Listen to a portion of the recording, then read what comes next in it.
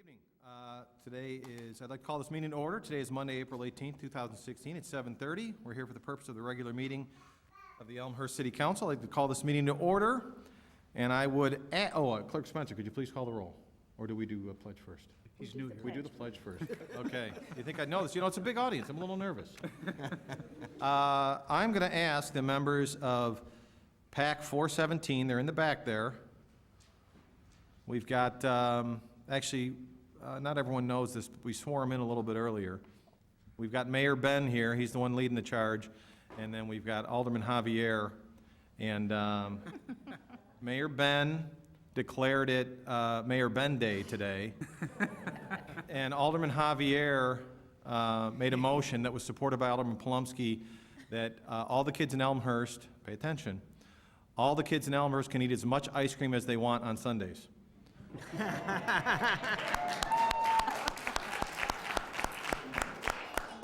And I want to assure Ben and all the kids in the audience, it's official. Ben was up here, he banged the gavel, I can't take it back. So tell your parents they got to stock up on ice cream, okay? All right, I would ask everyone to rise. PAC 417 is going to start us in the Pledge of Allegiance. Gentlemen, when you're ready. I pledge allegiance to the flag of the United States of America and to the republic for which it stands, one nation, under God, indivisible, with liberty and justice for all. Clerk Spencer, I'd ask you to please call the roll. Thank you, gentlemen. Deuter. Here. Sabatino. Here.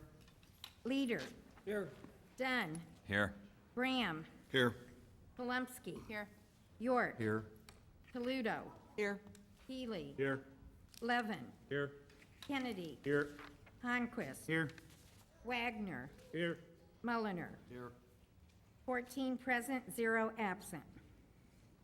14 present, 0 absent. We have a quorum. We have a treat for us this evening. I'm now going to ask Chief Bill Anashevitz and Battalion Chief Tim Lazowski to meet me right over here on the dais, at the podium. We have a little special presentation set up for this evening.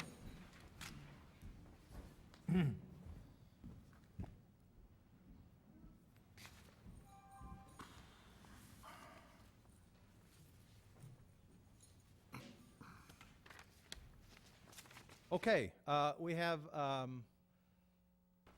something very serious to talk about tonight, but actually something to celebrate, something very joyful.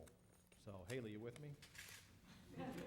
Okay, Haley's with us, actually. That kind of goes with what I'm going to talk about here. So, occasionally, as mayor, I have an opportunity to recognize some brave men and women, usually men and women who are serving the city of Elmhurst. And we have a lot of them here tonight. A lot of our police and firefighters are here this evening. And it's not uncommon for us to hear something good about them and for us to have an opportunity to recognize them for their hard work. And that's certainly something that we like to do. But we have something exceptionally special this evening. We have an opportunity to celebrate and honor one of the children we have up here tonight. So, Sam, would you raise your hand? You don't have to come up here just yet. Here's Sam and Haley. Haley. Everybody sees, okay? This is Haley. If they talk about the face of an angel, look at this girl. Okay? And Haley, what's the name of your dog? Flash. This is Haley and this is Flash, and they might tell you why the dog's named Flash in just a little bit. Okay, I got 3 kids in high school. I don't get to do this. Haley had an incident, and thankfully, when she had this splash, don't call it a splash. Haley had a splash, but I tell you what Haley also had. She had the best big brother in the world. That's Sam, and I have Chief Anashevitz and Tim Lazowski up here, Battalion Chief, that are going to fill us in on Haley and her big brother, Sam. So I'm going to turn it over.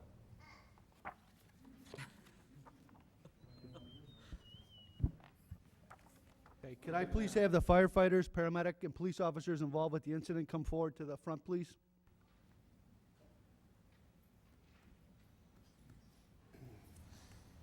And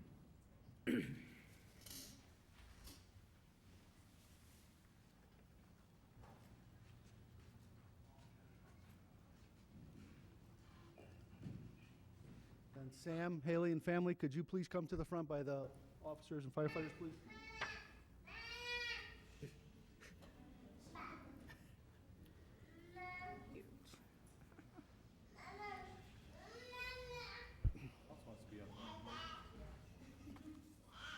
Okay, as Mayor Morley has just said, the city would like to recognize all of the individuals that were involved with this incident. The effort and care provided by Battalion Chief Tim Lazowski, Lieutenant Jeff Hayes, firefighters Gary Kleka, Andrew Scarlett, Paul Robertson, Steve Witt, paramedics Sarah Hand, Danielle Fernandez, police officers Sergeant Matt Hippelman, Officer Tim Westerling, and Officer Scott Lang is a great example of hard work and training, how hard work and training pays off. With the hard work of all these individuals on stage here, it led to a successful incident. And our firefighters and paramedics respond to thousands of calls each year, and it's only on a rare occasion that they're recognized for the services they provide to the community. This is one of those occasions, but with a little bit of a twist. On March 25th at approximately 10:30 a.m., a call was dispatched for a drowning victim at the Atrium Apartments. Fire, EMS, and police units were out on the street conducting business and were able to arrive on scene within 2 minutes of the call being dispatched. When police, fire, and EMS units arrived on scene, they found a young boy delivering CPR to a toddler who had fallen into the pool. The 11-year-old boy was following directions provided by his nanny, and he was working as hard as he could to make sure that this little girl was going to survive. When the patient was transferred over to the paramedics, she did have a pulse, she was cyanotic, and had labored breathing. Once in the back of the ambulance, the firefighters and paramedics were able to suction the airway and continue to provide care.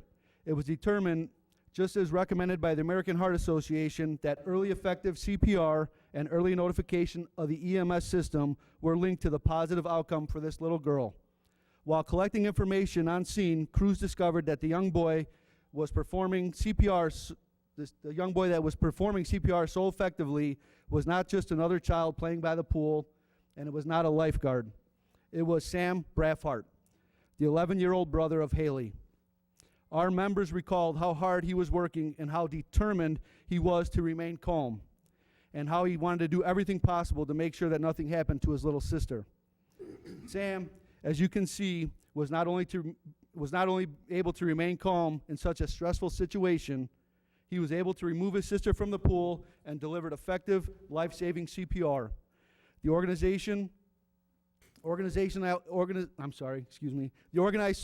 thought process and direction provided by his nanny and the proper techniques kept his sister alive. And for your brave actions, the fire department would like to recognize you for the heroic actions and present you with this award. All right, Sam, this is for you, buddy. This is the Life Saving Award. It's the City of Elmhurst and the Elmhurst Fire Department recognizes Sam Braffhart, age 11, for his heroic actions on March 25th, 2016. His remarkable ability to remain calm and perform life-saving CPR under immense personal pressure has earned him this recognition. He will be the best big brother for the rest of his life. That's great.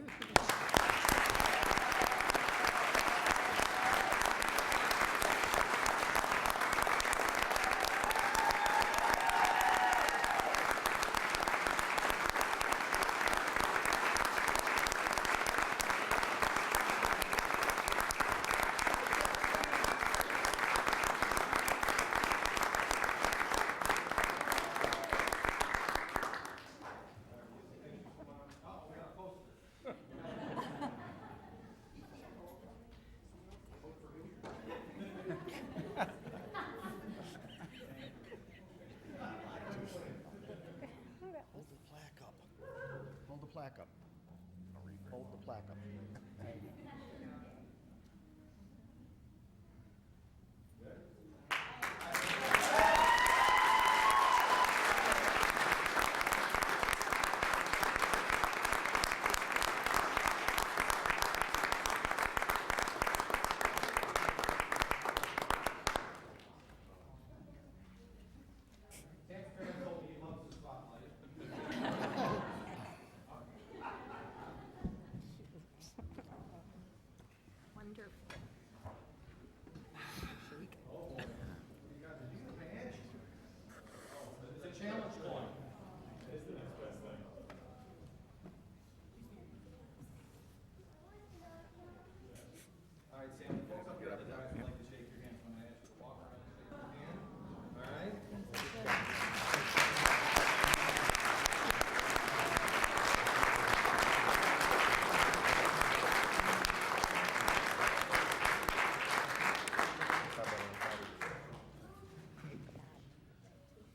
Thanks, Sandy.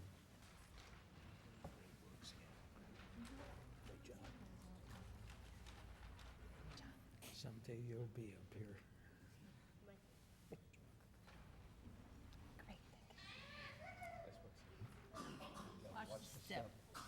That's his job, by the way. That is my job.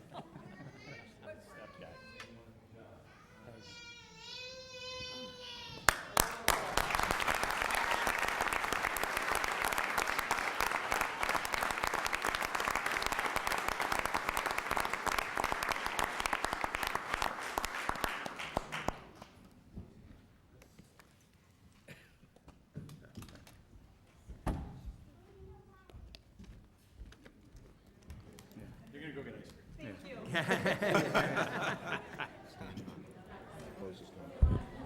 That's the best start of a meeting we've had in 3 years. Yeah, I agree. And certainly want to thank police, fire, and Metro paramedics for all they do and for a terrific outcome. You're welcome. Thanks, good job, Sam. Thank you. Hi, honey. You're welcome. Can I have a hug? That is such a... Oh, my God. Sit next to her. Here's an indoor swimming pool. No, splash. I go, why? And the girl goes, well, you know that... You know. Butterfield. Butterfield.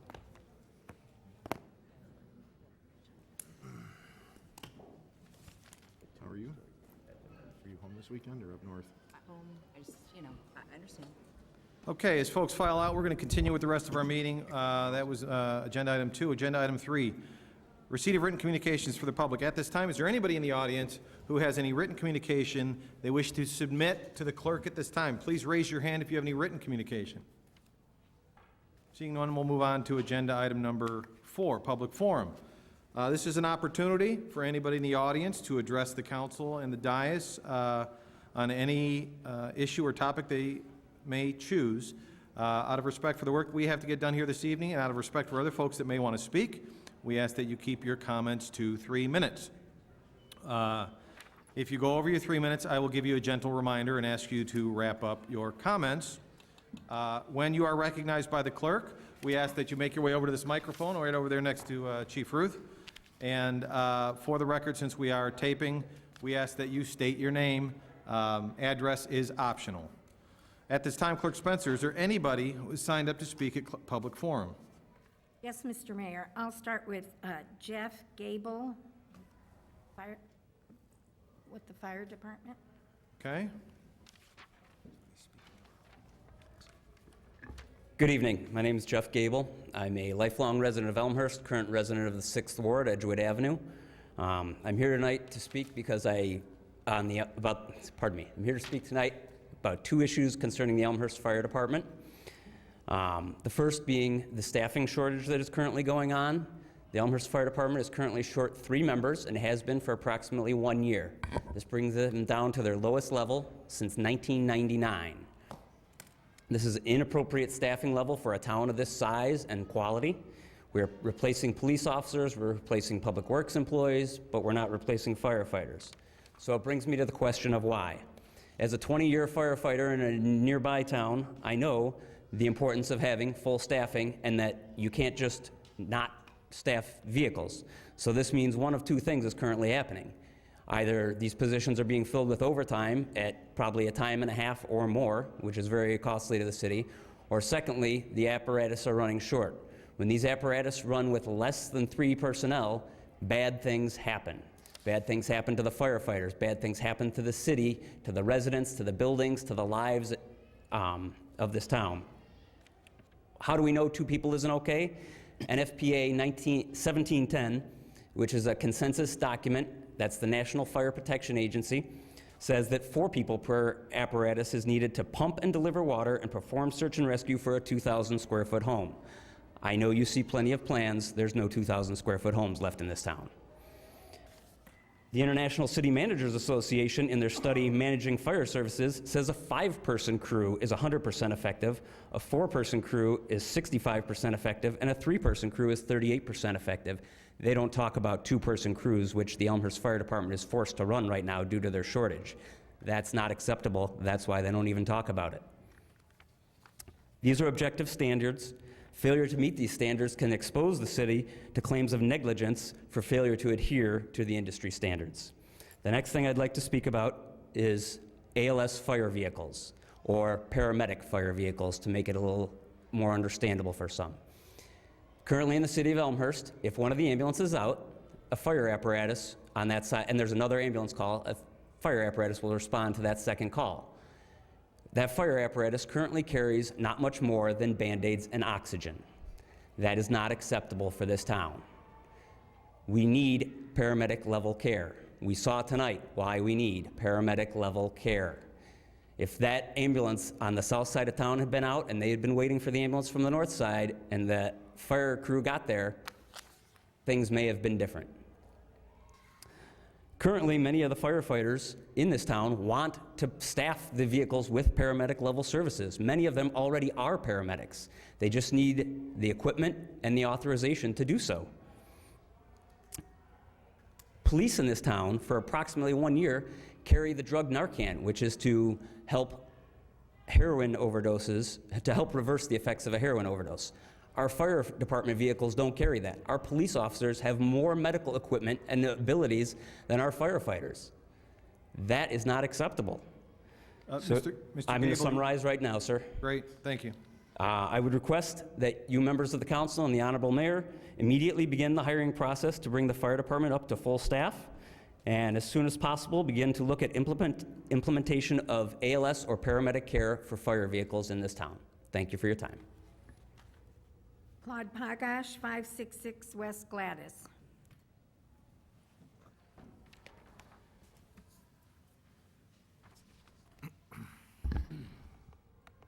Lord Bogus, 566 West Gladys. 7-1. Another developer in the town that can't build a project without the city reaching into the residents' pockets. Besides that, he needs all kinds of variations. Why is he even here? I'm tired of feeding developers endless millions of dollars. They can't build it. They can't build it according to the code. Don't even show up. I'd be better off for it. And this council keeps on telling me I'll benefit. I'll be in the ground with a headstone before any of these developments I've paid for will bring anything back to me. When I bought a house in this town, there wasn't a single representative of the city that came to me and said, here's a few bucks to cover the expense. You charge the homeowners at the old Elmhurst Hospital 10 grand to move in. Average citizen in this town buying a house pays $8,500. He doesn't know it, but he pays it because of a city ordinance. But I got these guys coming into town, they got empty pockets, and all they want is a zillion changes to fit their desires. Don't vote on it. They're not worth it. The questions I've asked, but don't get answers from the council. Let me ask you this. I'd like a copy of the folder for the gun sales that Elmhurst is carrying on. Since you've gone into the gun selling business, I'd like a copy of the catalog. Why is it that my water bill is always a whole number? You know, mathematically that is impossible. But every time it comes out, it's a whole number. And I went through the Freedom of Information to find out about my water line to my house. You know, the clerk couldn't find a formula for determining what that price is. I wonder why. It must exist. Council said they used a formula to determine it. I'd like a copy of that formula. Lucky Motors. Haven't heard a word about them. We got this new law firm been around for a while. Oh, pardon me. They're coming back with this clawback. Going to work. We got a clawback in that contract with them. They're gonna have to pay us back if they don't stay around for 10 years. They're in Villa Park. Should get this law firm to write their clawback too. Yeah, Mike, you know what? You were right about that PX. It does leave a taste in the water. Mr. Pagash, could you wrap your comments up, please? Surely. Yeah. Yeah, we covered Lucky Motors and everything else. But I surely wish you don't vote for this Opus. With the amount of changes those guys want, you'll be lucky they build anything. Harrington Abernathy, 139 North Larch.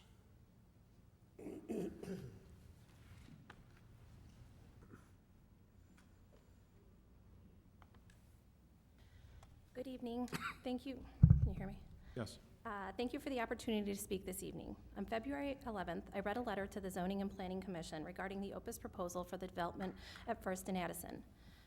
My concerns revolve around the added traffic to the alley behind Larch, in between Larch and Addison, as well as the increased traffic coming onto Larch. As I believe the council is already aware, there is commuter parking in this alley on the south and east end, approximately 30 spots. Commuter traffic has become very concerning because on a weekly, if not daily basis, commuters race down this alley to catch their trains or to beat the other commuter traffic as they head home at night. They travel at excessive speeds without any consideration for the families that border this space.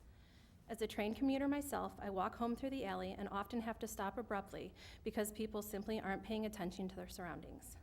Now that Opus is planning to add another additional 30 spaces to this alley, I'm even more concerned and asking this council for their consideration in the situation.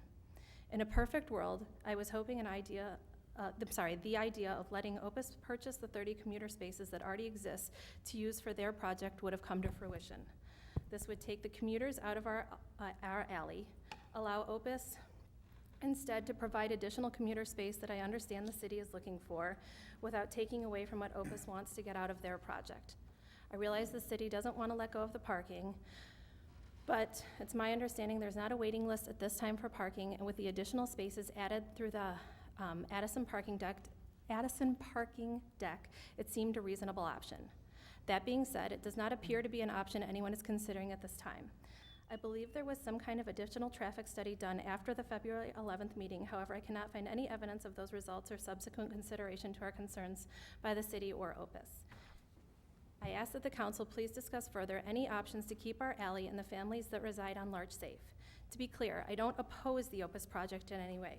As stated when the FFC project was in consideration, I knew development was forthcoming when I purchased my home. I actually look forward to it, and I think it will be excellent for Elmhurst. FFC to date appears that they will be good and respectful neighbors, and I would like to thank our aldermen and the whole council for your support in helping the voice of Larch Avenue residents be heard throughout that process. I now ask for the same support from Opus and this council with this matter. I hope there will be further discussion before this is approved, and if not this situation, then any other that would be a win-win for everyone. Thank you. That's the last person that signed in for public forum. Okay, that's it for public forum with regards to those who had an opportunity to sign in, pardon me. Is there anybody this evening who did not have an opportunity to sign in our sign-in sheet but wishes to address the council? If so, please raise your hand. Seeing none, we'll close our public forum portion of the meeting and we'll go on to announcements. Agenda item 5, any announcements from the dais? No announcements from the dais. Okay, on the consent agenda. Agenda item 6, at this time, is there any item on the consent agenda any alderman wishes to have removed for further comment or to vote no? Any removals from the consent agenda? Alderman Bram. 6.4. 6.4. Okay, any other any other items to be pulled from the consent agenda? Seeing none, I will now entertain a motion to approve the consent agenda minus item 6.4. Motion by Alderman Honquest, second by Alderman Wagner. Clerk Spencer. Honquest. Aye. Wagner. Aye. Mulliner. Aye. Deuter. Aye. Sabatino, Aye. Leader, Aye. Dunn, Aye. Graham, Aye. Polemski, Aye. York, Aye. Toledo, Aye. Healy, Aye. Levin, Aye. Kennedy. Aye. 14 ayes, 0 nays. 14 ayes, 0 nays. Motion to approve the consent agenda minus item 6.4 is approved. On to item 6.4, Clerk Spencer. I would ask, it's a report out of the Public Works. I'd ask that you read the recommendation. It is therefore the recommendation of the Public Works and Buildings Committee that the professional engineering services proposal from Clark Dietz, Inc. of Elmhurst, Illinois, for the Washington Street Detention Project in the amount not to exceed $54,540 be accepted, and that the attorneys be authorized to prepare the appropriate resolution. Signed by Jim Kennedy, Chairman, Marty Deuter, Vice Chairman, Patrick Wagner, unsigned by Michael J. Bram. Okay, to put this before council, I will ask for a motion to approve the report and recommendation as read. Motion by Alderman Kennedy, second by Alderman Deuter. Alderman Kennedy, it's a report out of your committee. The floor is yours. Thank you, Mr. Mayor. Since Alderman Bram pulled this, I'll defer to him, see if he has any questions. Okay, Alderman Bram, you pulled this. You'd like to opine? Yes, thank you, Mr. Mayor. Thank you, Chairman Kennedy. I was unable to attend the meeting when this was discussed, and therefore I could not have additional conversation with my committee counterparts until this evening. I am in support of this request or this report, but I did want to throw out one of my concerns of this report, and that is what I deem to be opening up a can of worms of proposing or at least investigating underground storage versus open storage.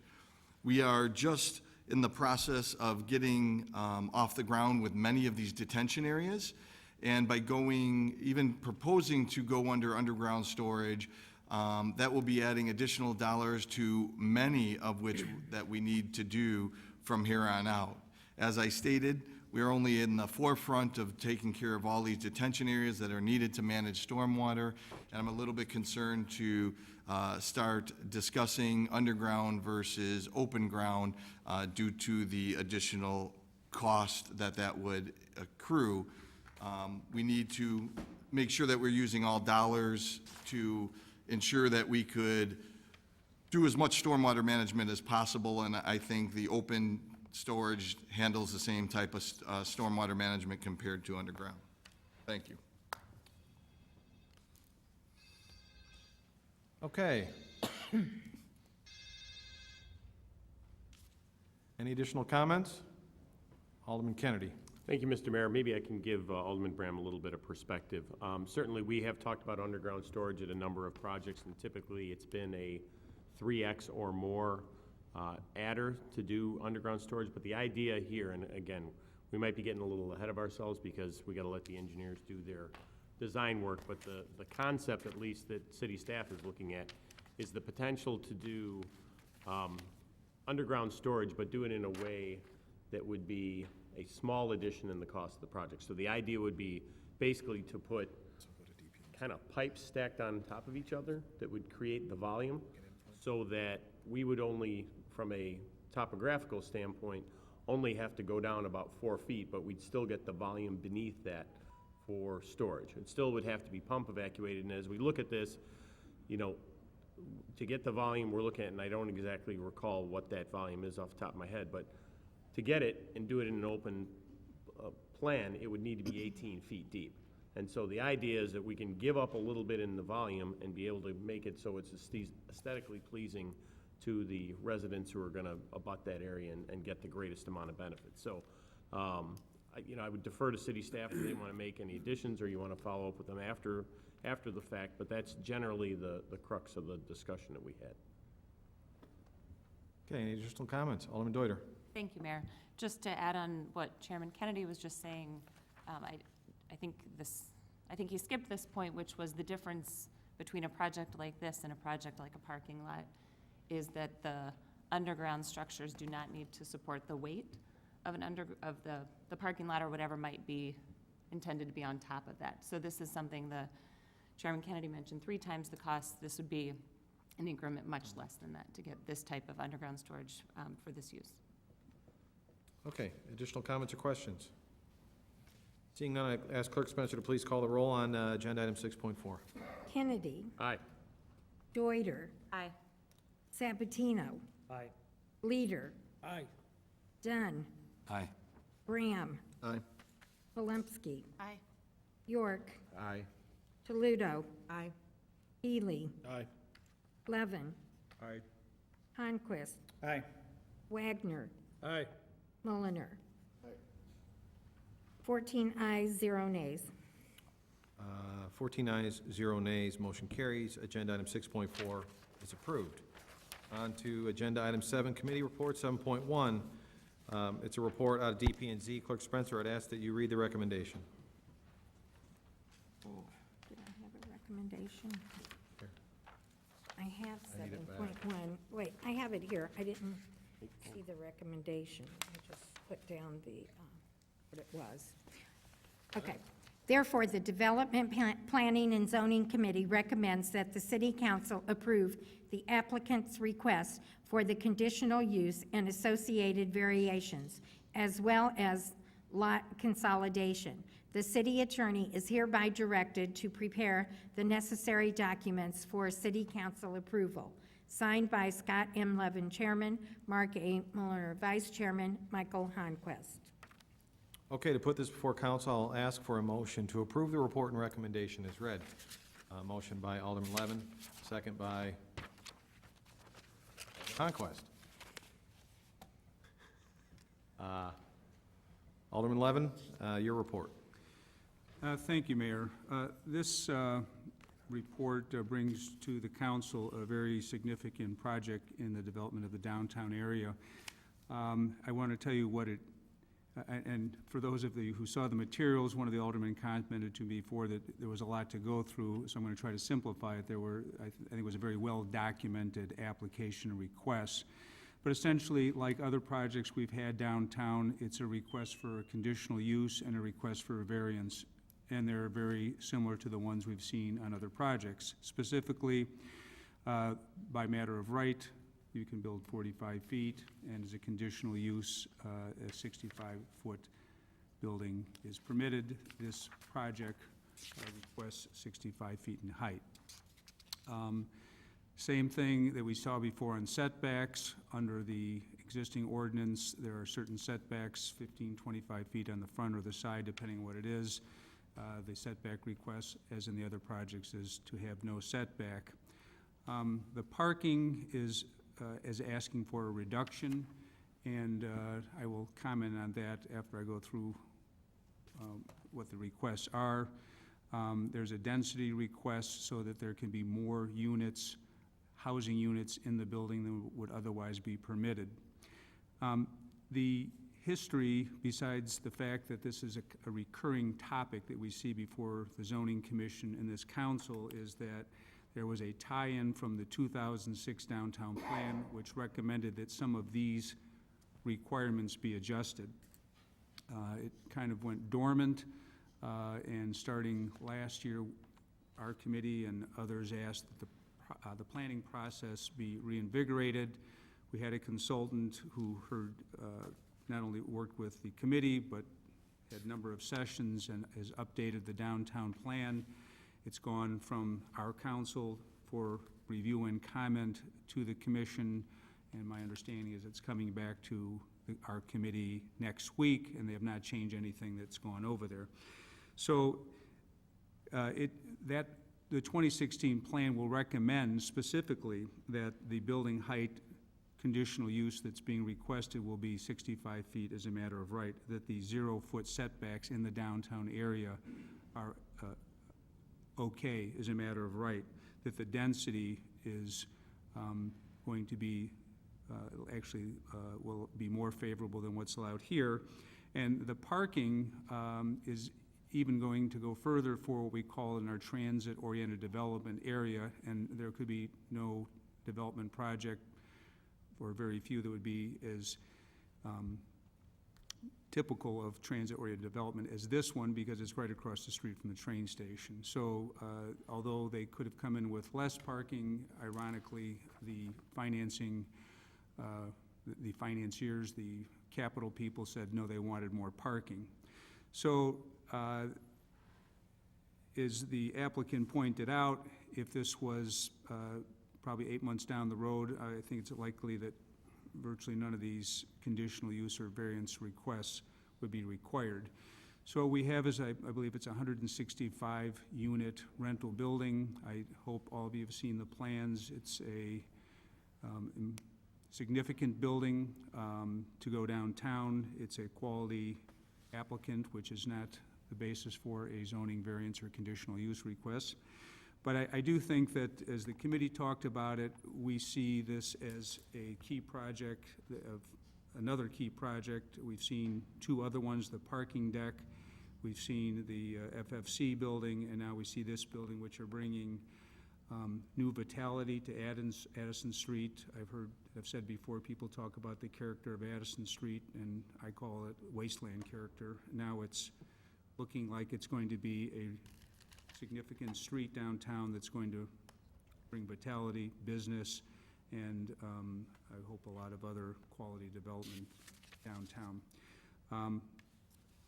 That's all I have for introduction. Answer any questions, or if the other aldermen on the committee want to opine.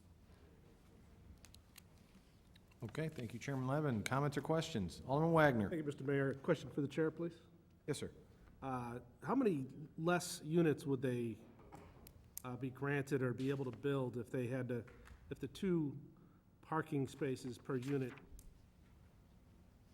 you know, the 1.2 didn't pass, and they had to do 2? How many less units are they able to build?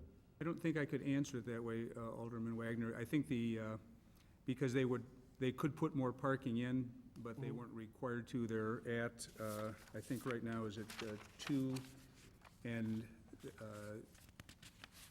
they're going to, the new, if the recommendations come to pass, it would be 0.5, and they're putting in about 1.28, I believe. So it's somewhere in the middle. And in fact, I think a significant part of this that's not really tied into the zoning application is that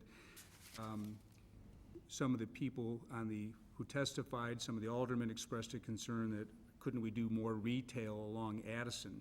And the developer came back and said, what we'll do is we'll build it so that there will be an opportunity, if it looks like there's a more of a demand for retail, to convert some of the parking along Addison into retail. But right now the developer wants to keep more parking than is probably needed. It'll be a good experiment to see how that works out. Thank you. Additional comments? Alderman Bram. Thank you, Mr. Mayor.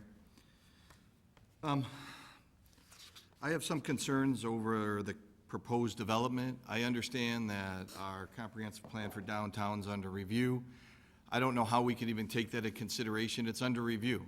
So if the applicant wants to mention it, that is fine, but it shouldn't be taken into consideration because who knows what will be passed and how it will be passed in months down the line. In 2006, our comprehensive plan, did it make mention of things that should be changed? It may have, but essentially, we're in 2016, and we need to go with what's on the books today. So what is happening in the future, what has happened in the past, to me is irrelevant. It's about the present, and we need to follow along with what the present comprehensive plan as well as ordinance tell us today. Which brings me to the conditional uses and the variations that are being proposed here, which if you walk through the staff report is really significant in some cases. We already mentioned, or Alderman Levin made some comments about the parking, about the reduction, and that's been a hotly debated issue for many years now of is too much, what should be the ideal number. But some of the other issues of concern, which is talking about number of dwelling units proposed and what would be provided. According to the staff's report, it's showing 168 dwelling units, which is an 885% increase. Not 10%, not 50%, not 100, 885% increase. That is significant, and I don't know if that is appropriate for this area or any area in the downtown. Yes, a traffic study was done, and no, I probably, reading through it the first time, didn't absorb everything in it. But I did see some of the percentages when it talks about the increase of traffic, anywhere from 5% up to 30 to 35% in some areas. That's a concern. We've all talked about development, and I'm pro-development as well.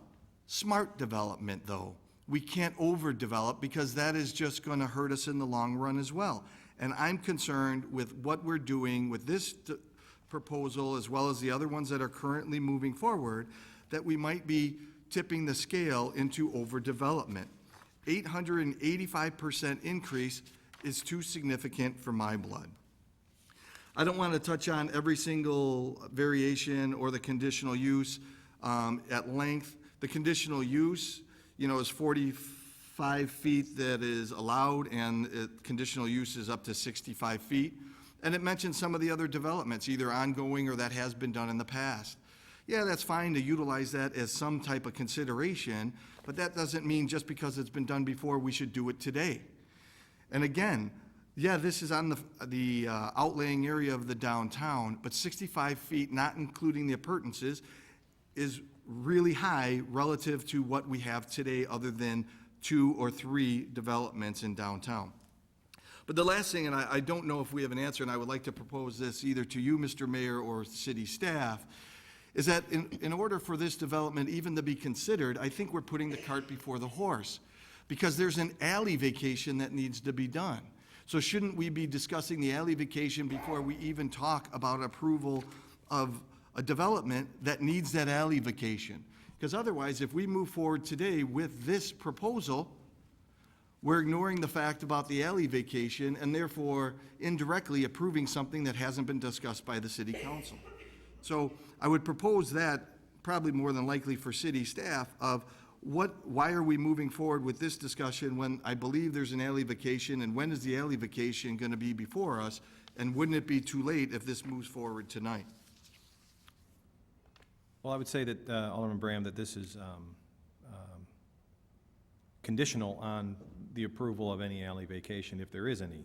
It's kind of a chicken or the egg kind of thing. If they don't get their approval on their variances, there's no reason for them to pursue an alley vacation.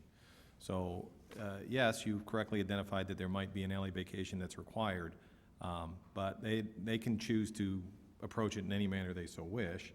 Certainly they are taking the chance, I guess if you want to put it that way, that they won't get the alley vacation, but there's nothing that precludes them from applying for these variances at this time. Yeah? So follow-up, I guess the proposal before us with the presentation and all, I mean, it can't be developed as is without the alley vacation. It cannot. It would have to be 2 separate buildings in order to move forward. So, and the report as written doesn't mention anything tying to an alley vacation, which I believe it shouldn't, because I think that should be debated prior to the development moving forward. Okay. Additional comments? Alderman Healy. Thank you, Mayor.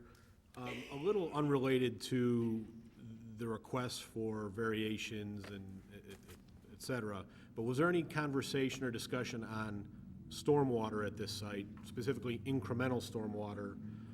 And if there was the answer anything more than, we'll do what the law requires us to do? For the purposes of zoning, we did not talk about stormwater. That may come into discussion for if there's a TIF request, if there's an alley vacate, but this is one of those where we didn't feel in this kind of legal proceeding that it was appropriate to bring something in from the outside. Let me see if Alderman Muller can answer your question. Alderman Muller, do you have anything to add on that point? I just want to mention that they did say that they will meet the standards that we have right now. Exceeding that is something that will come further down the road if we have additional things, I believe. So I know where you're going. Yes. So I'm glad to hear there's been some conversation on stormwater.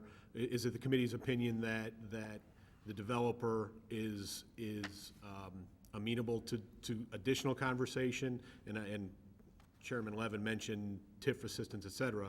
I mean, it sounds like we're heading in that direction, or just, I want a sense for how that conversation went, if it went at all. I don't think it went too deep because of the feeling that it would be a topic that would be addressed at later conversation. Thank you. Alderman Palomsky. Thank you, Mayor. I have a question about an issue brought up tonight during public forum. I'd not heard about commuter parking and potential discussion with the developer on considering that. I wanted to know if the committee had discussed that at all.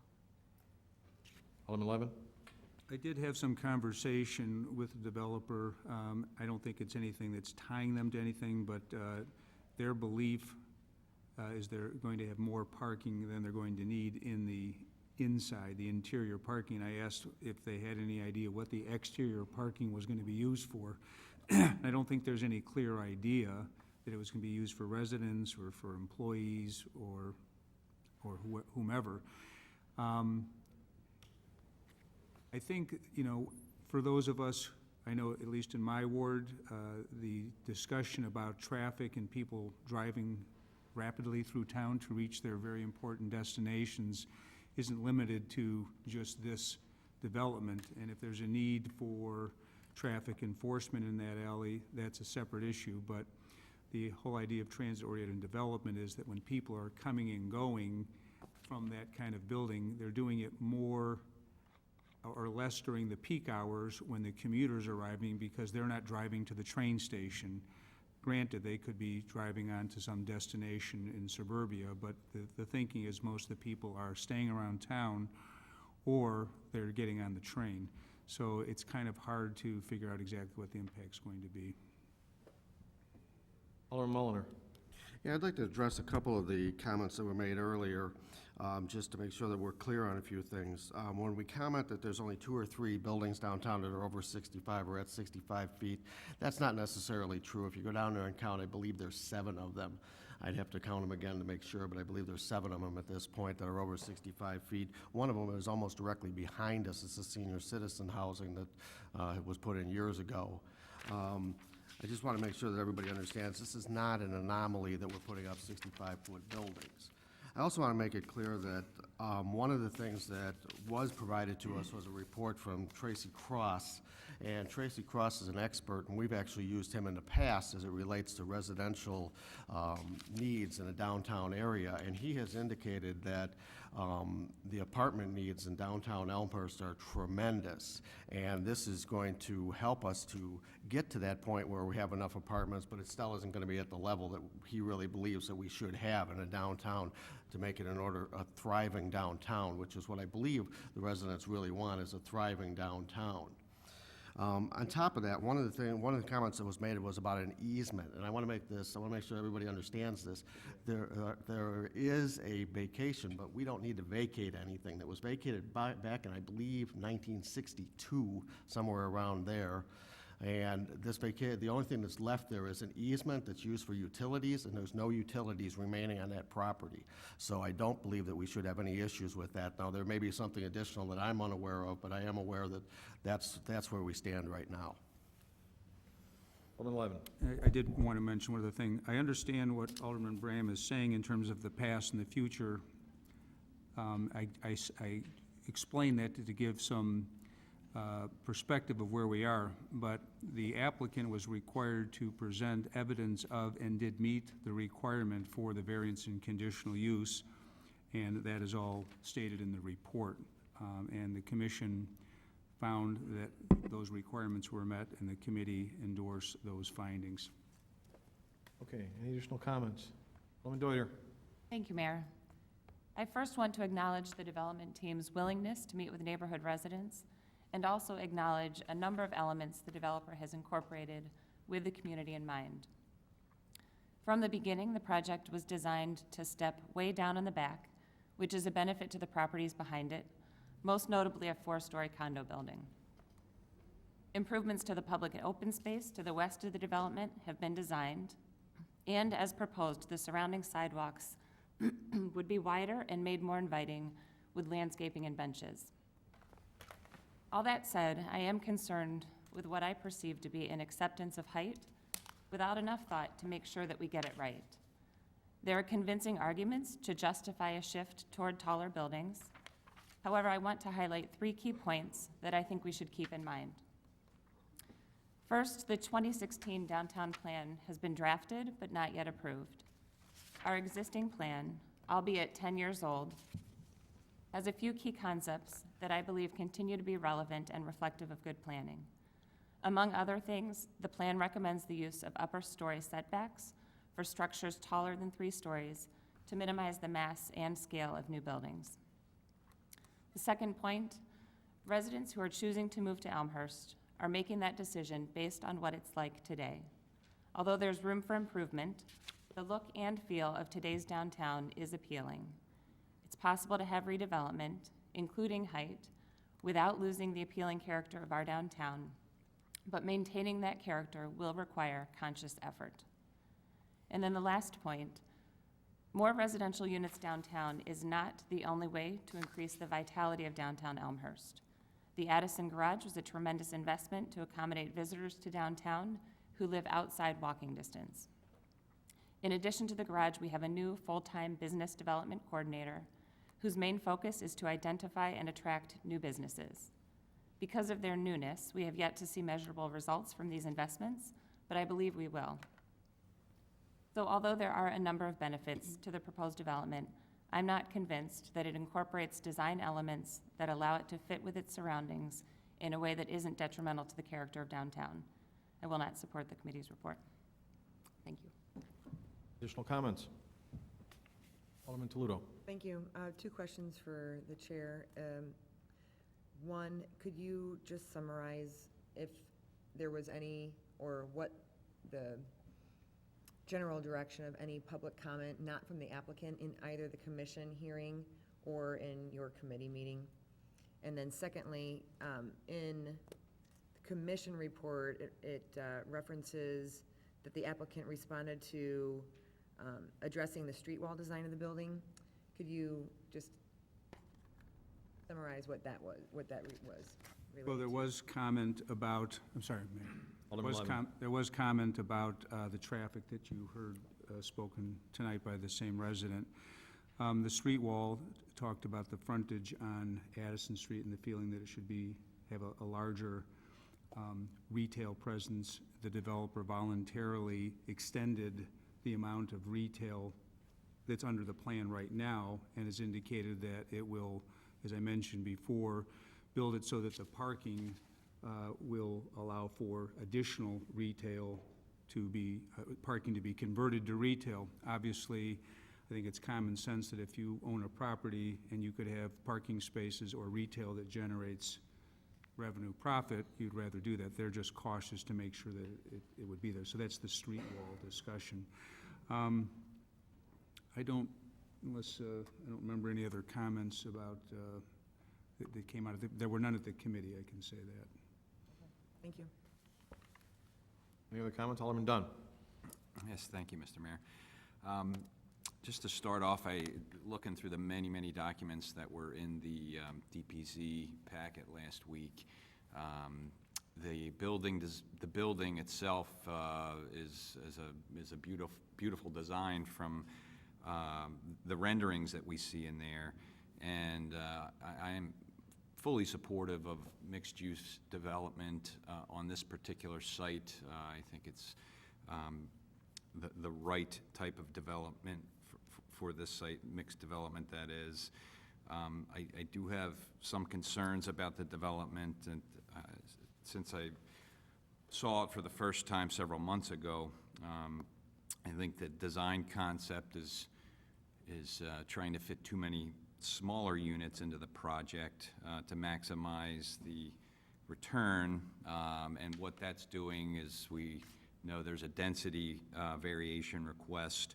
The higher number of units also is driving up the parking requirements, and this elevated parking requirement forces the developer to put more parking on the first floor, the street level floor, which is one thing that I'm quite concerned about, and What happened there is, because there was so much parking on the first floor, the result was to squeeze the retail segment of that to less than 15% of the square footage on the first floor. What we're seeing is over 50% of the Addison frontage and over 75% of the First Street frontage is parking. So you will have a little retail on the corner there, but there's a significant portion that as you walk by, you'll just see cars in there. So I think that would be not the right thing for that area. The city's invested very heavily in Addison Street and beautifying it, invested heavily in the garage, the parking garage, and I'm concerned that we're creating a dead spot there, and we might be missing an opportunity to further jumpstart our efforts on Addison. The ZPC, the Zoning and Planning Commission, reviewed this a week and a half ago, and it went to the Zoning and Planning Committee last Monday, and it's here before us tonight. So it's been a quick run in the last few steps. There's a lot of elements of the design that I think are good for Elmhurst, but I am concerned about the missed opportunity putting too much parking on the first floor on critical streets that we're trying to develop. And at this point, I'm not going to support the variance requests for this project. Thanks. Okay. Anyone that has not had an opportunity to speak yet, before I go to repeats? All right, Alderman Polomsky. Thank you, Mayor. I want to thank the committee, staff, and commission for their work, and it looks like a fine project and a thoughtful design. Considering the zoning request, we know that density is beneficial to our community, particularly concentrated downtown within steps to the metro station. Sound city planning supports the idea of taller buildings in the center, and sound business practice prompts developers to request the variances that benefit them to the greatest extent possible. It's our role as part of the variation and conditional use processes to take a detailed look at proposals and recommend changes or set limits as appropriate. One step of the process involved the Zoning and Planning Commission, and I appreciate the support of the commission's recommendation to incorporate more retail on the ground level, although I'm not certain that it's enough, and I would agree with Alderman Dunn on that. With the vote of only 4-2 in support of the requested modifications by the developer, and the fact that the presence and participation of not all commissioners happened that night, it could have resulted in a different outcome if everybody had been present and voted. I think we need to more carefully scrutinize this request. I don't have concern about height. I do believe that 6 stories is appropriate, may be appropriate downtown. I do appreciate the reduction in parking, because if this developer had to incorporate what's listed in our code, that would be a lot more parking. And I have no problem with the lot consolidation and subdivision. But I do have concerns about the density. A few completed projects were noted in the supporting documents. Some of those I think were relevant, some not as much, but I do think that Hans Street is pretty comparable. It's also 6 stories. It's also considered a transit-oriented development. Its density is 87.46 dwelling units per acre, and Opus is 130 units per acre. I do think more dense than Hans Street is still possible, but I think it's hit the point where the number of units is forcing the need for more ground level parking. I'm not strongly opposed to this, but I do not feel I could defend my vote to support it, so I will not be supporting it. Thank you. Alderman Levin. I just wanted to point out that it's being cast as though the number of units is causing the developer to put more parking in that retail, when it's quite the opposite. The developer is being required, not by the city, but by its capital partner, to put more parking in. So that's not the factor that's leading to it. And I guess finally, I would say, when we go through a process like this, we have certain ability to make requests, but all in all, I think this is a pretty fine project. I've heard some people say they would want a different looking building, some people want more retail, but in a sense, we have to look at what someone's willing to come and build. And this is a project that fills a corner on a street that's been underutilized for a long time, and I think it's a project that could spur a lot of activity and development. I understand the concerns have been expressed. I think overall it's a very fine project, and I hope the rest of you will support it. Additional comments? Alderman Bram. Thank you. I don't have any problems with the aesthetics of the building. I think overall the concept is a good concept for this area. I will just reiterate some of my concerns and dive into some of the other things that some of my fellow aldermen have stated, because I agree with those statements. I definitely am not in favor of the height. I think the consideration of going above 4 stories should be considered, but I think maybe even a step off, kind of like what was proposed for the Han Street development, to maybe work up to it would be more beneficial if there was an insistence on 6 stories versus 4. It was already mentioned, and I mentioned it before in regards to the density. Alderman Palomsky just mentioned the comparison by the staff report. The increase, or the difference between the proposed Han Street versus this proposal is over 150% dwelling units per acre. And we do need to keep in mind here, Han as well as this one, that these are all one, or mostly I should say, 1 and 2 unit buildings, or units. And even though it's located next to transit, unless all of the residents in this complex are going to Elmhurst College, you're going to make an assumption that they are going to also have vehicles as well. And that leads to what I stated before in regards to the traffic study and what this really does to this area as well as the residential area around it. Some of the comments by Alderman Healy about stormwater management, and I echo that, and I forgot to mention it the first time I spoke. Yeah, I know what DuPage County requires, and I know what's there today, but especially hearing that this proposed development may need, Alderman Mulliner made some clarifications potentially, may need a vacation request, may be coming to ask for TIF assistance, and et cetera down the line. To have everything as one big package would be a better way to debate this topic in my perspective. Because stormwater management, even though it might not be required, we are debating on what should be required from a city of Elmhurst, not going down that path. But if we're going to be moving along the lines of this development, the size, the density, and everything else, we should talk about it as a package. And stormwater management should be a huge concern for everybody on the dais, and I believe it is. Talking with, 165 plus units, what about the sanitary system? That shouldn't be as much of an issue, but that should be a consideration as well. What are the best management practices that are being proposed? I believe I read that either in the staff report or the report as a whole, or the applicant's report, about possibly, or the staff wanting to see some best management practices. But what is that part of this deal?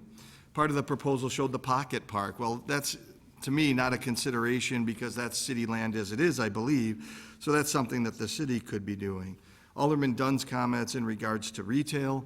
It is a one-time or lose it opportunity. Anytime a building goes up, we're talking that building's gonna be there, probably 100 plus years.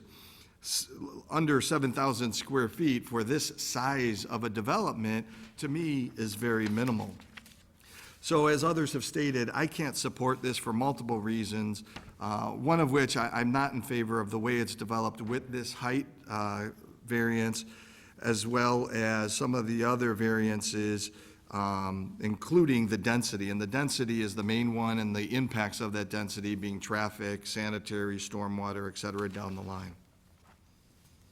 Alderman Healy.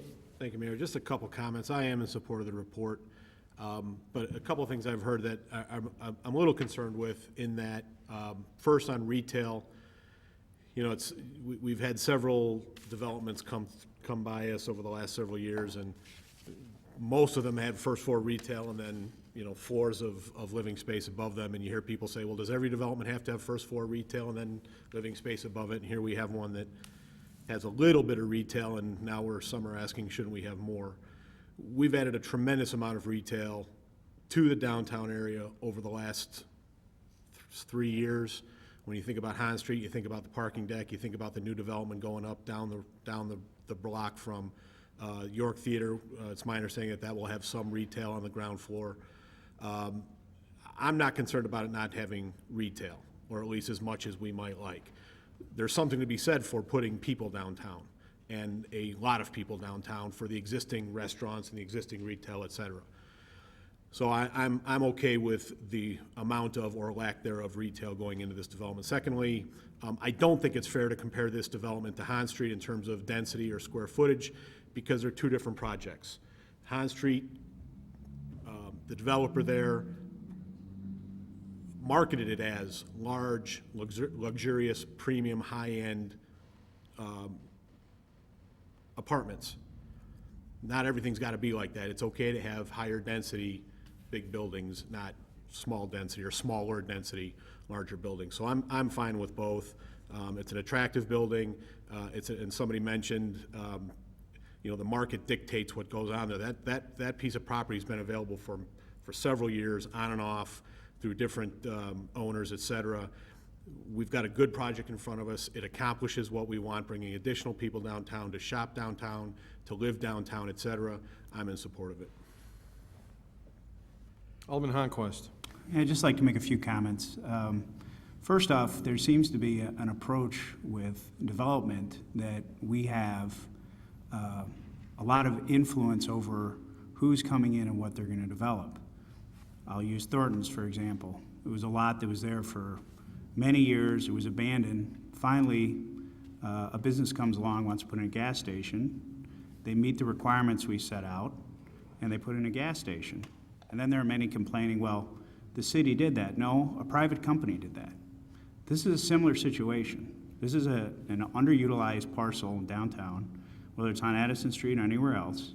Since I've been on the council, there have been consistent concerns about downtown, both supporting retail and supporting businesses that are there, and supporting the look and feel of downtown. One of the reasons we put in the garage. So now that we've put up the garage, we're starting to see the benefits of that through the fitness club that's going in across the street, this project, and several others. No project that comes before us is going to be perfect by 14 people are sitting around here. It's a project they've brought to us. They've asked us for us to approve it based on our variance code, which is what we're doing. If they come back for additional dollars from us, then I would think we'd have a little bit greater liberty to start poking at, well, you know, we don't like all the parking, or we don't like the facade exactly, because at that point we are kind of investing some with that developer. But in this case, it's just a variance request to see if this is worthwhile.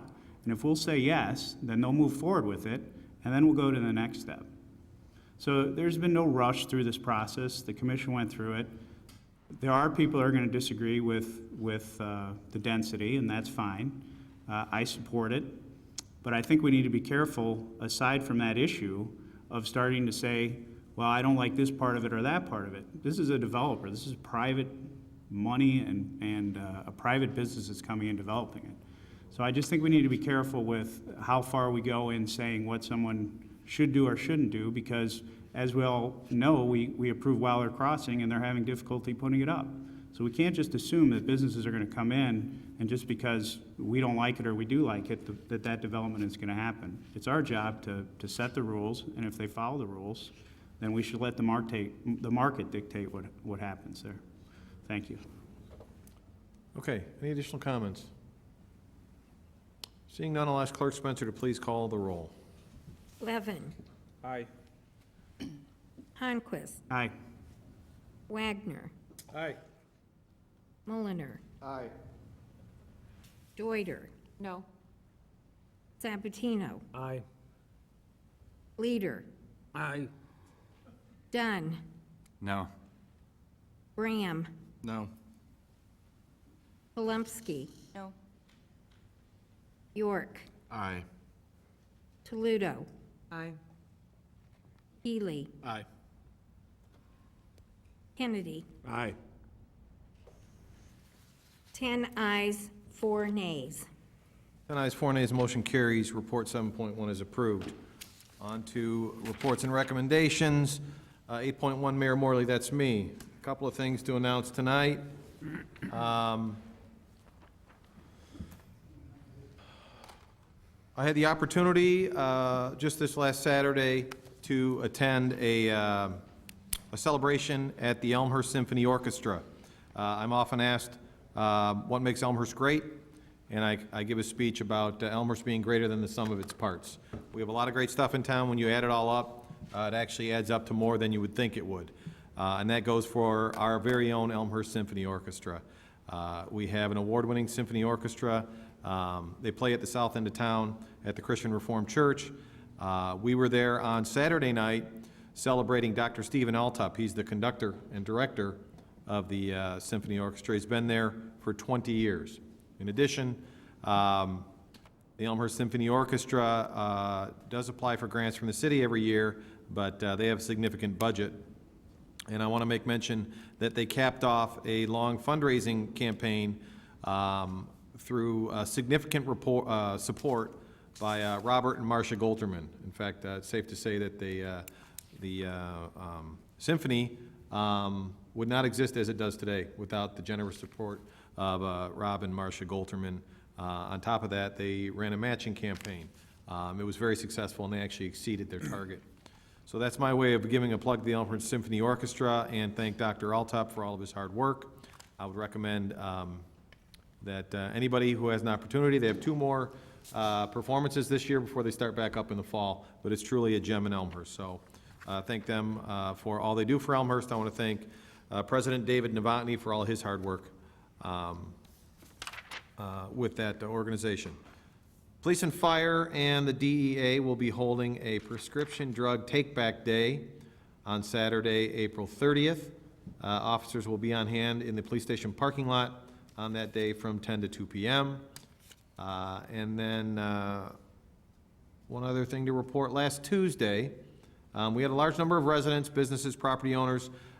We've been working on streetscape for the North York streetscape plan. We've been working on it since June of last year. We've had several meetings. We had another meeting last Tuesday where we solicited input. Representatives from 3D Design, along with Assistant City Manager Kopp, reviewed the plan. Feedback was encouraged. We're getting close on this. The next steps is that these recommendations will go on to Zoning and Planning, or DP&Z. That committee certainly, as with all of our public meetings, public comment and public input is encouraged, and then it will come before City Council. And that's my report. City Manager Grabowski. Thank you. I have a couple things tonight, a few things. First, some housekeeping. The spring cleanup pickup dates have been established, and they're coming up. I want to make sure everyone understands that they are 3 consecutive Saturdays. So if your collection date is Wednesday, your spring cleanup day will be Saturday, April 23rd. If your normal collection day is on Thursday, your spring cleanup day is on April 30th. And for Friday residents with garbage pickup on that day, the spring cleanup day will be on May 7th. The list of items that we take is very long, so I would encourage people to go to the website to take a look at that, particularly for what the company will accept, more so what they won't accept, because that ends up sitting at the curb for a little while after that. Hopefully on your way into City Hall today, you saw a couple of police, one vehicle, one bicycle out front. I asked Chief Ruth to bring over the new side-by-side to show the council something that we received through a grant. So it's a bigger picture, though, Chief Ruth wanted me to point out, and starting May 1st, the police department will start their summer mobile patrol program. This new program is designed to engage the community and be visible with the police patrols in the neighborhoods, parks, at the train station, the Prairie Path, and the Greenway Trail. This initiative is being funded by the Equitable Sharing Program for the police officers who are assigned to this extra duty. The unit consists of police officers riding bicycles and driving the electric side-by-side ATV, both of which will provide a more visible and engaging community presence. The side-by-side ATV was donated by a grant issued by the Union Pacific Railroad in late 2015, and the police mountain bike was donated by the Elmhurst Cycling Classic organization. A big thanks to them, and also to former Deputy Chief Jim Caviton, because he really established a solid relationship with the UP Railroad and did a lot of work to keep that going over his tenure. So I really want to express a thank you to now Chief Caviton. A couple other things. There was a request for a stormwater update, particularly regarding the southwest area of town. As council is aware, each Public Works Committee meeting, the committee talks for at least a good part of the first portion of the meeting on stormwater updates. And of course, those can all be found at elmhurststormwaterplan.org or on board doc site. And of course, the stormwater management website gives up-to-date highlights of projects that are going on, including any road closures and such. But one part of the plan that hasn't been discussed at committee, but staff has been working on it kind of behind the scenes, is the infrastructure portion of what Christopher Burke's report talked about back in 2010. So that portion of it looked at increasing the infrastructure and getting the water down to Salt Creek, including extra pumping and a lot of extra pipes to get it there quicker, but was contingent on working with either property owners or the county to mitigate that and get some extra space at the creek. So we have been working with Christopher Burke's engineers, and city staff and engineers from Burke met with the county stormwater officials in January to start discussing this project. It's really broken down into 4 areas, which coordinate to the 4 pump stations that go along Salt Creek. And there's one in particular that we've talked a little bit about at committee, more so at staff, and that area, that's the pump that would affect the Sailor, Swain, Villette area. And the reason that we emphasize that one is because there's really no project we've identified with open space to be able to help that neighborhood, and there's significant stormwater issues there. So staff and Burke engineers have been talking to the county because as we increase flows to Salt Creek, we need a way to take some of the stormwater out of Salt Creek. And so we've conceived an idea that we could excavate some of the quarry, additional areas of the quarry, to possibly mitigate for that stormwater. And so far, county staff has been very receptive to this idea. So we've talked to them about a number of things, including the Eldridge Park Reservoir. If we look at the quarry, there may be an addition of 2 gates, flow gates that come in off of Salt Creek to pull water in upstream. There would be control sensor at the Prairie Path Bridge. We need, just so everybody's aware, for all of these projects, we need 93 acre feet of comp storage to take care of all 4 of these locations.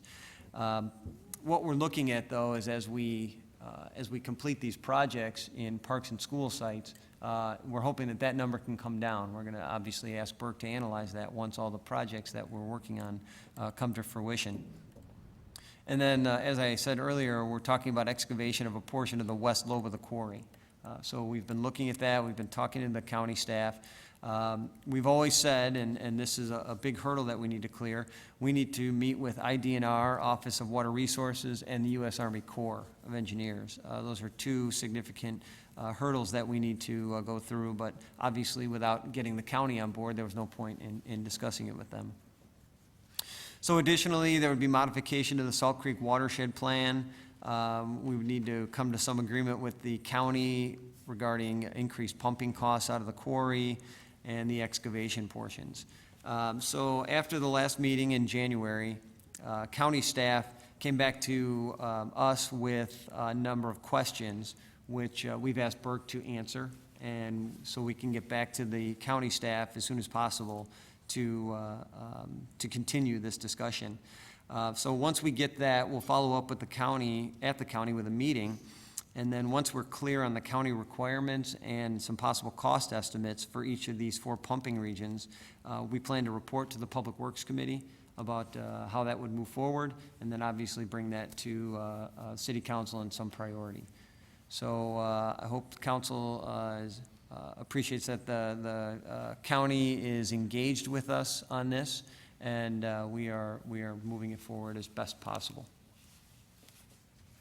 Okay. Alderman Healy. Thank you, Mayor, and thank you, City Manager Grabowski, for that update. So the big question is going to be timing. So I think what I heard you say is the ball's in our court as of right now. We got to get the county back some answers. What's the ETA on that? I'm looking at Howard, I'm going to say 30 days. 30 additional days from this point, or from the time we got the questions? Okay. And then understanding that's a complicated issue once it gets back to the county, what's the next step after that and timing on that? Our next step would be to get kind of an all clear from the county to make sure that they're on board with this, and then have Burke get some pricing to it, some costs, so that we can go back to the Public Works Committee and fit it into that priority scale that we have of projects versus dollars, and see how we can make that fit and how we can move it forward. So would this process be similar to what we experienced with the Tree Street project? Did the Army Corps of Engineers have to get involved there, and the other water people, and did that same process have to occur there? Because I think we all agree that the Tree Street project went really well. From start to finish, it went really well. Is that an expectation? Is that an expectation that we can have for this project as well, or is this one further complicated? I mean, I think it is additionally complicated, but how much so? It is additionally complicated. We did not need any of those approvals from Army Corps or IDNR to put water into the quarry from the Tree Street project. This, because of the Salt Creek level, which affects communities downstream from us, makes it more complicated. Thank you. Alderman Wagner. Thank you, Mr. Mayor, for the city manager.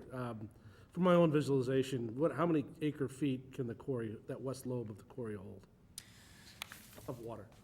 What does 93 feet mean?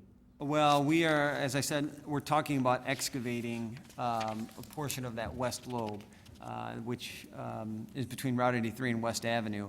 And if you look at that northeast corner of it, it's built up a little bit. That was a clean construction landfill, which is where we're talking about doing that. And I'm looking through notes here to see if we have an idea of how much excavation that would require. I don't know if we've put a number to that yet. No, we've looked at it, again, the entire quarry holds about 8,600 acres. 8,600 acre feet. Okay, so we're looking at getting some sort of compensatory for 93, the worst case. Correct. Okay. That's all I did. Thank you. Alderman York. Thank you, Your Honor. So I guess my question is, you notice when you're driving on 290, or if you're out riding, or I notice when I ride my bike, but they're doing a significant project at Oak Meadows, the old Oak Meadows golf course. And, so there's going to be some addition. How does all that factor into what's available in Salt Creek in Salt Creek as far as additional waters and holding? And then I know they just completed a huge project up at Bussey Woods with the levering of the gates up there and everything. But do we get it? Is there any credit? I mean, that's all new stuff. Who's getting credit for it? Is that? And we don't have to have the answer tonight, but is that something that we can find a little bit more out about? I'm kind of curious. I think the project you're talking about is Forest Preserve, and I think it's 78 acre feet or something like that, Jim. Does that sound right? I don't know if it helps our narrative, but it doesn't necessarily, I understand what you're saying. If we can pull that additional stuff off before it even gets to us, does that help in our narrative? And I don't know if, I think our better case is made if we excavate. I know what you're saying. I think it helps. But I think the number I heard, Alderman Wagner, was that that clean landfill, if you will. It's kind of capped with clay. I think there's easily accessible, let me put it that way, well over 200 acre-feet of storage that we could grab if we need to. Now, there's an expense for digging it out, but it's my understanding that there's enough there to meet the 93 acre-feet. So that's kind of, it's not unreasonable, let me put it that way, for that expectation. And we can get more details, Alderman York, on the scope of the project that the Forest Preserve is doing at the old country club there. And, you know, we could ask Chris Burke or Tony Charlton at the county if it's going to help our argument a little bit. And then just to follow up on that too, I know that from Bussey on down, there are several holding areas, I believe a couple in Itasca and perhaps one in Addison, but are there opportunities to, kind of along the same lines, make those bigger to allow compensatory, storage for us? So just throwing them out there as observations. And that Bussey Woods one is an interesting one. We actually participated in some of the engineering planning and paid for some of that. And that operates kind of almost in a different way where they try to lower before a storm comes. Yeah. And then be prepared, which means that they kind of put water into the creek a little bit. So we made sure that there wasn't any adverse effect. And that's definitely, and I hate to say it, but that's one, unlike our quarry here, where someone actually has to push the button. Well, I think it's all automated now. Right, but it's still something mechanical has to happen. Yes? What I would add, and certainly, as the mayor said, we'll get more information on that, but all those facilities that you mentioned work together in the Salt Creek Plan, and we know that the county is reevaluating how all of those are working together in light of the changes at Bussey Woods, and if we make this change at the quarry. I think that's why the county staff is very excited about this, because they have long-term plans for the quarry project that we might be able to move along for the county and benefit the city as well. So I think it's really working together to help everyone. Alderman Toledo. Thank you. Just a question following up, since we're talking about kind of what's next, what new projects do we need to add to the priority list and their cost benefit. I'd appreciate an update on the existing opportunity, or not the existing opportunity, but an opportunity to potentially take advantage of the existing storage between 290 and 294, and any discussions that have been had recently with the appropriate bodies as it relates to that. If we're adding new projects onto the overall comprehensive plan, it would be great to have that be a part of that conversation. Thank you. Okay. Any other comments or questions? Seeing none, we will. I have one more. Oh, okay, sorry. Thank you, sorry. As we see at each council meeting, the council provides resources and training for city employees and departments, whether it's vehicles, computers, uniforms, et cetera. I think our employees are the best equipped and best trained in the area. Now, in light of recent public forum comments, I'd like to highlight some of the good things in the fire department. We praised some employees in the department earlier this evening, and it was well-deserved. The women and men in the department provide that exceptional service time and time again, and they could not have done that without the training and resources provided by the council. I'm very proud of the firefighters and paramedics who make up the team that we call the Elmhurst Fire Department. Our department has an ISO 2 rating for a number of reasons. That's a rating that we've held for over 25 years. An ISO 2 rating is an amazing credit to the fire and public works departments. It's made up of many elements, namely equipment, training, personnel, dispatching, station location, water supply, and water pressure. Now, in addition to the fire suppression and rescue activities, a majority of the calls which DUCOM dispatches to Elmhurst are medical calls. This is where our partnership with Metro Paramedic Service is so important. The residents of Elmhurst have been serviced by Metro Paramedic for over 30 years. And as the council knows, Metro provides top-notch paramedic medical care to the Elmhurst residents, business owners, and the visitors to our city. Our paramedic staff consists of 12 ALS paramedics, contractually hired by our fire chief and deputy chief. The average years of experience as a paramedic in Elmhurst are almost 7 years per employee. Now, regarding the 3 vacant firefighter positions, these came about as the result of 2 retirements and 1 medical disability. However, none of the 3 shifts are running a firefighter short. Each shift is being covered by an Elmhurst firefighter being paid at time and a half. However, the reason I have not authorized hiring the 3 replacements is the state of Illinois is in a budget crisis. The potential direct effect of this to Elmhurst is a proposal to eliminate $2.2 million of Elmhurst revenue. This is revenue that we would normally receive unless the General Assembly approves legislation to change the funding formula and withholds this from Elmhurst. Now, we're not alone in this. All municipalities across Illinois are watching these activities in Springfield. And if this is approved by the General Assembly, we'll need to look at budgetary changes. And as the council's aware from budget presentations, the most significant expenditure is our personnel.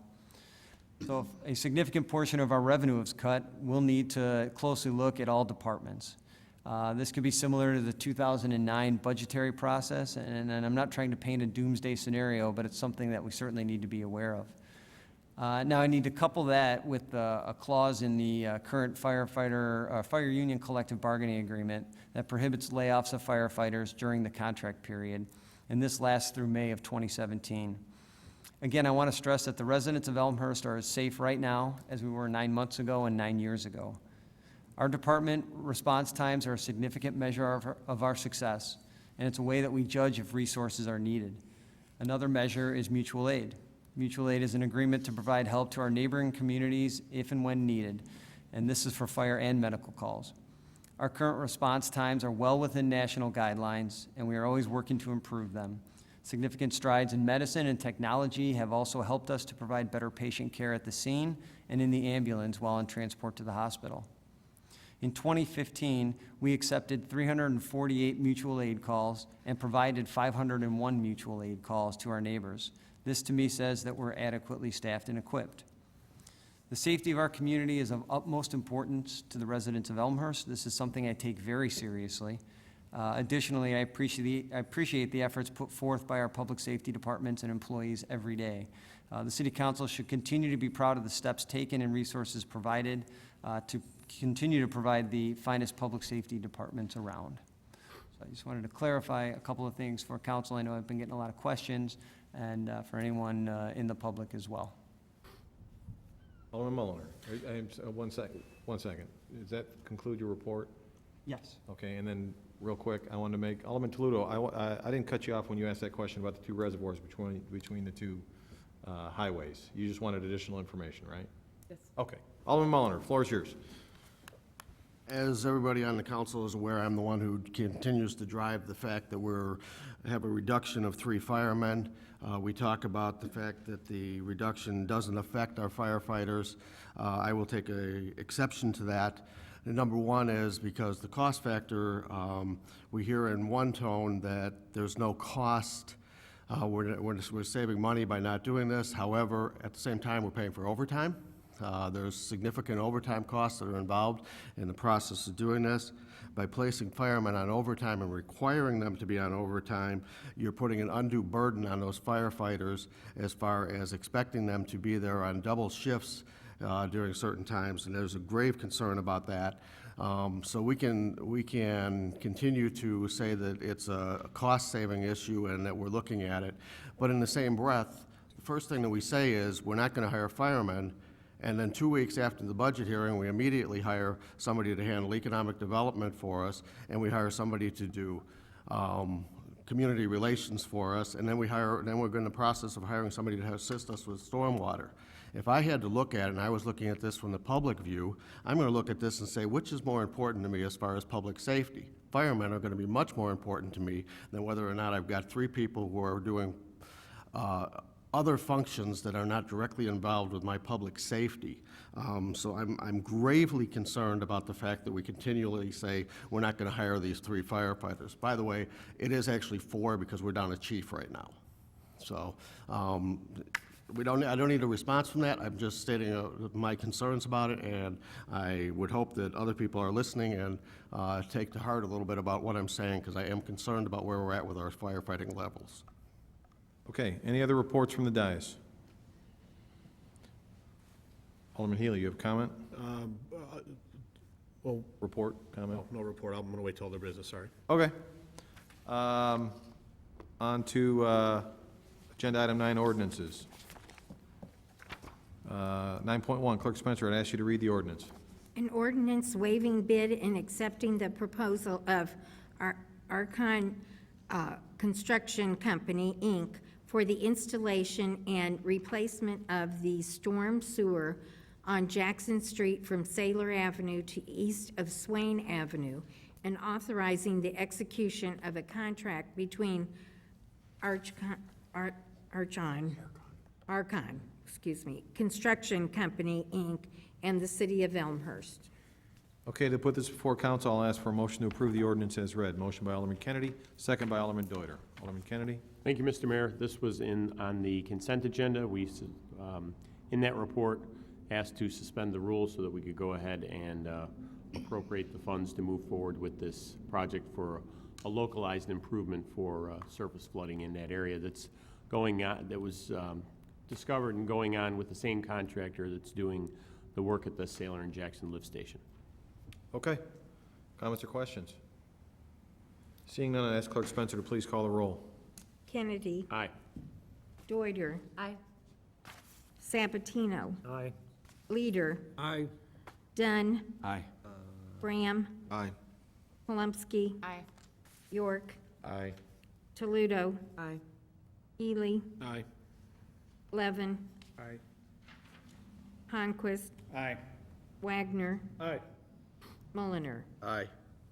14 ayes, 0 nays. 14 ayes, 0 nays, motion carries. Agenda item 9.1 is approved. On to agenda item 9.2. Clerk Spencer, I'd ask you to read the ordinance. An ordinance approving and authorizing the execution of the redevelopment agreement by and between Paragon Elmhurst Center LLC and the City of Elmhurst, DuPage, and Cook Counties, Illinois. Okay, to put this before council, I'll ask for a motion to approve the ordinance as read. Motion by Alderman York, second by Alderman Dunn. Alderman York? Thank you, Your Honor. This is another instance, like we had a couple weeks ago, about, this is an RDA, a redevelopment agreement, for a committee report that was passed in early September of 2014.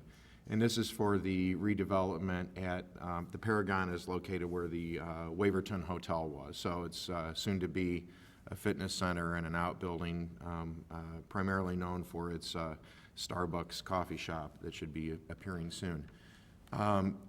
There was a delay in reaching the RDA, as we were reminded. We reviewed this in committee at our last committee meeting to, similar to what we did with the Wilkins agreement, to be sure that all the parameters set in the committee report were identified and properly constructed in the redevelopment agreement.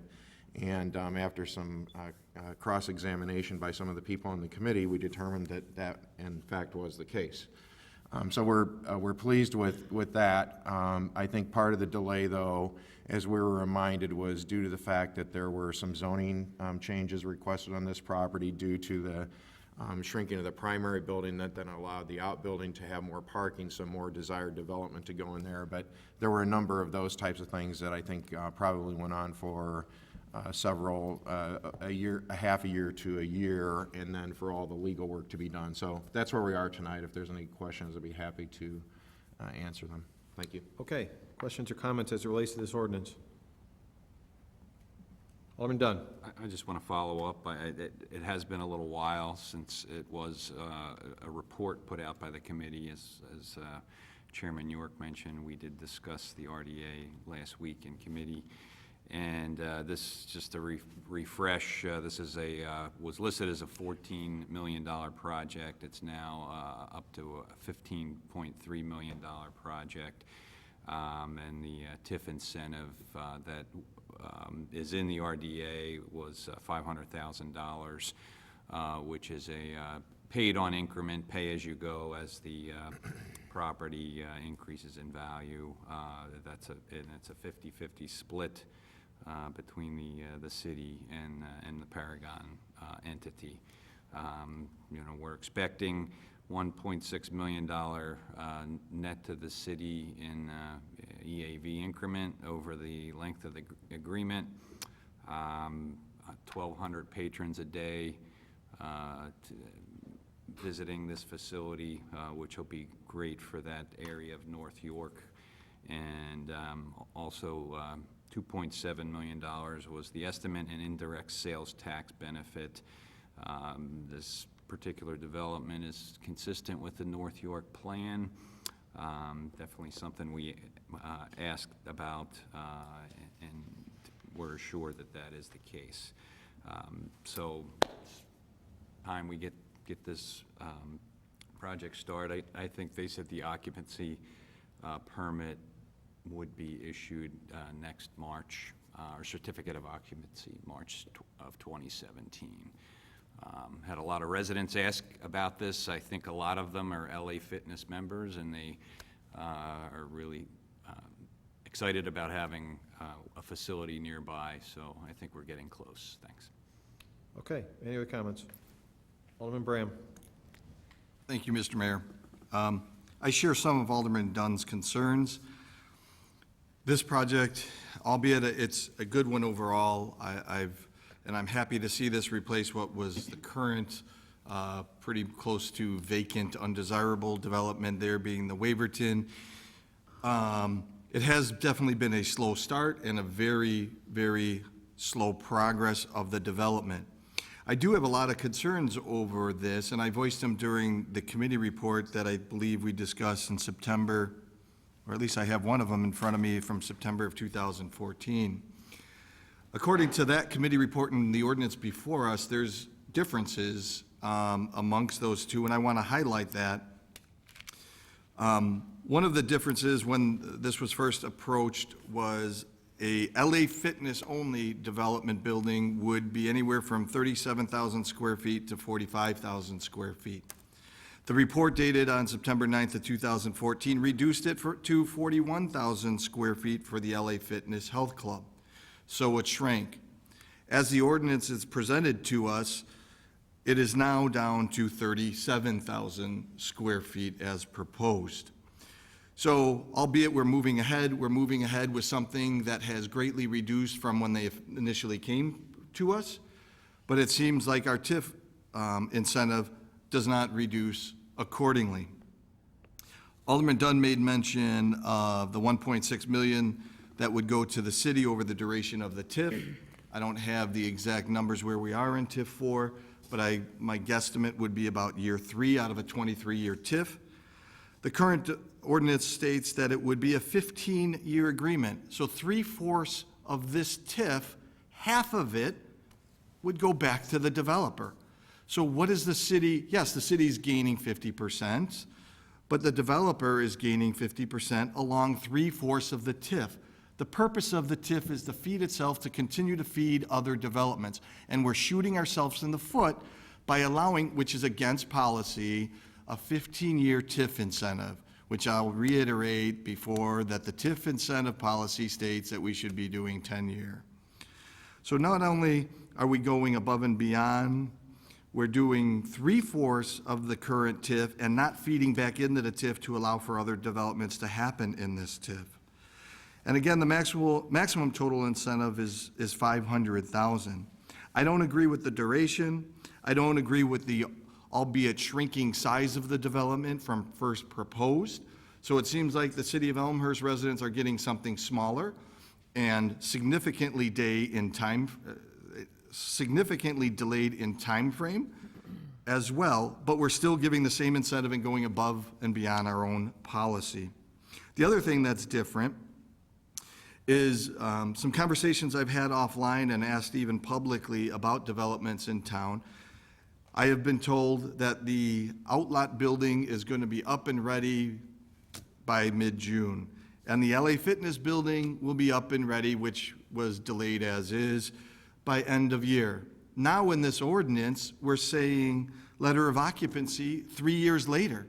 And I've only asked city staff about this probably less than a month ago, so I'm not sure on why it's being delayed yet again, but again, we give the same benefits to the developer.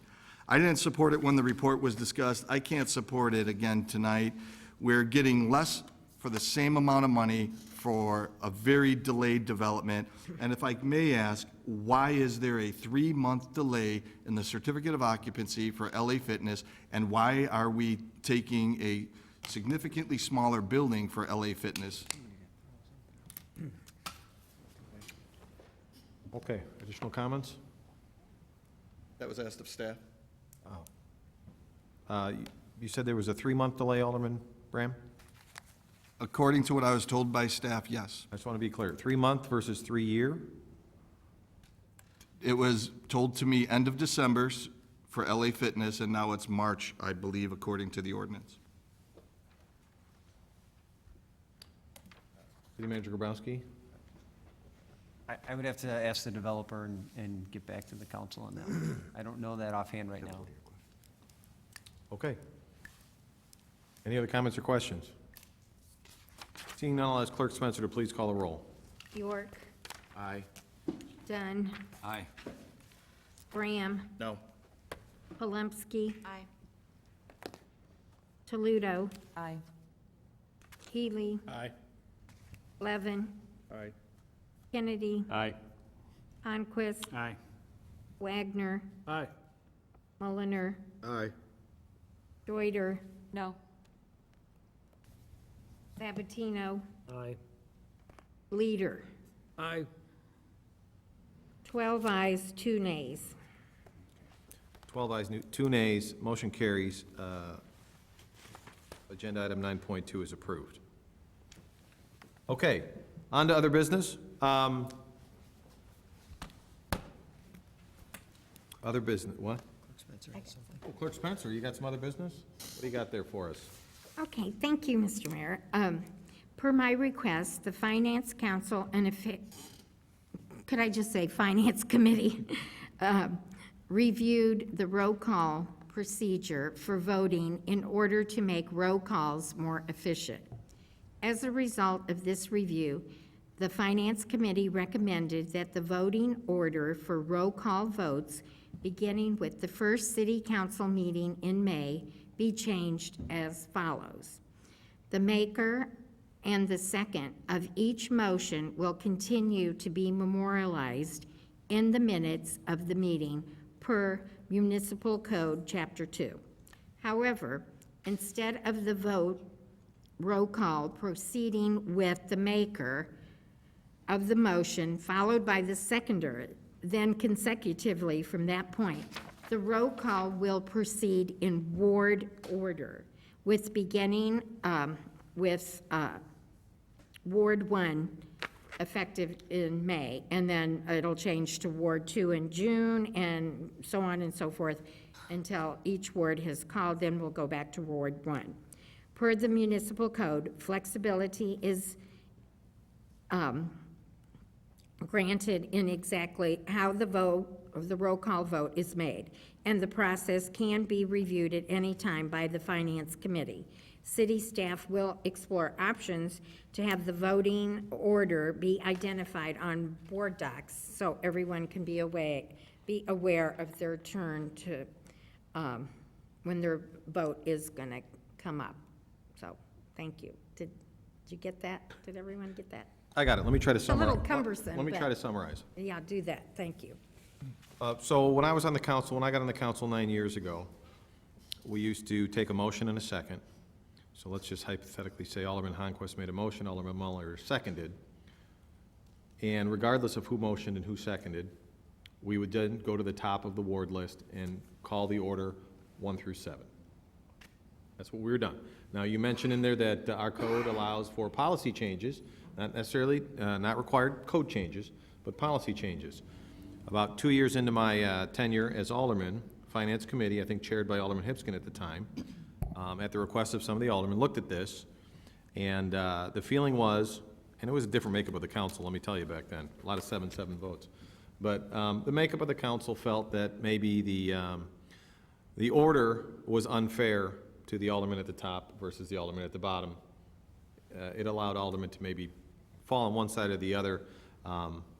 So the process that we currently have and use tonight is what was incorporated. So someone makes a motion, someone makes a second. So Alderman Honquist makes a motion, Alderman Mulliner makes a second, and then we start, since Alderman Mulliner is 7th Ward, right? We start with that ward and move on. So it would be Wagner, and then it would move on. So we tried to do that from to keep things rotating. But as Clerk Spencer mentioned, I know that Clerk Spencer had some suggestions, and I know that This was discussed in the Finance Committee with Alderman York and the group, and so we're going to give this a try, much like we did 6 years ago. And I think even in the minutes 6 years ago, it said, we're going to try it, and if we want to change it, we'll change it.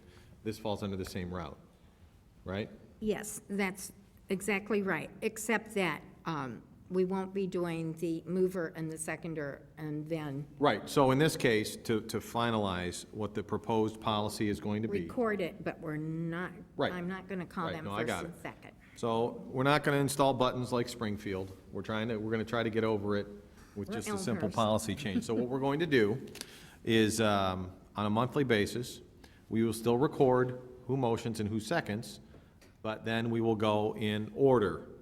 So the first month will be Ward 1. Is that a safe assumption? Okay, so the first month that's in, this policy is in place, Ward 1 will answer the roll call and we'll go on down.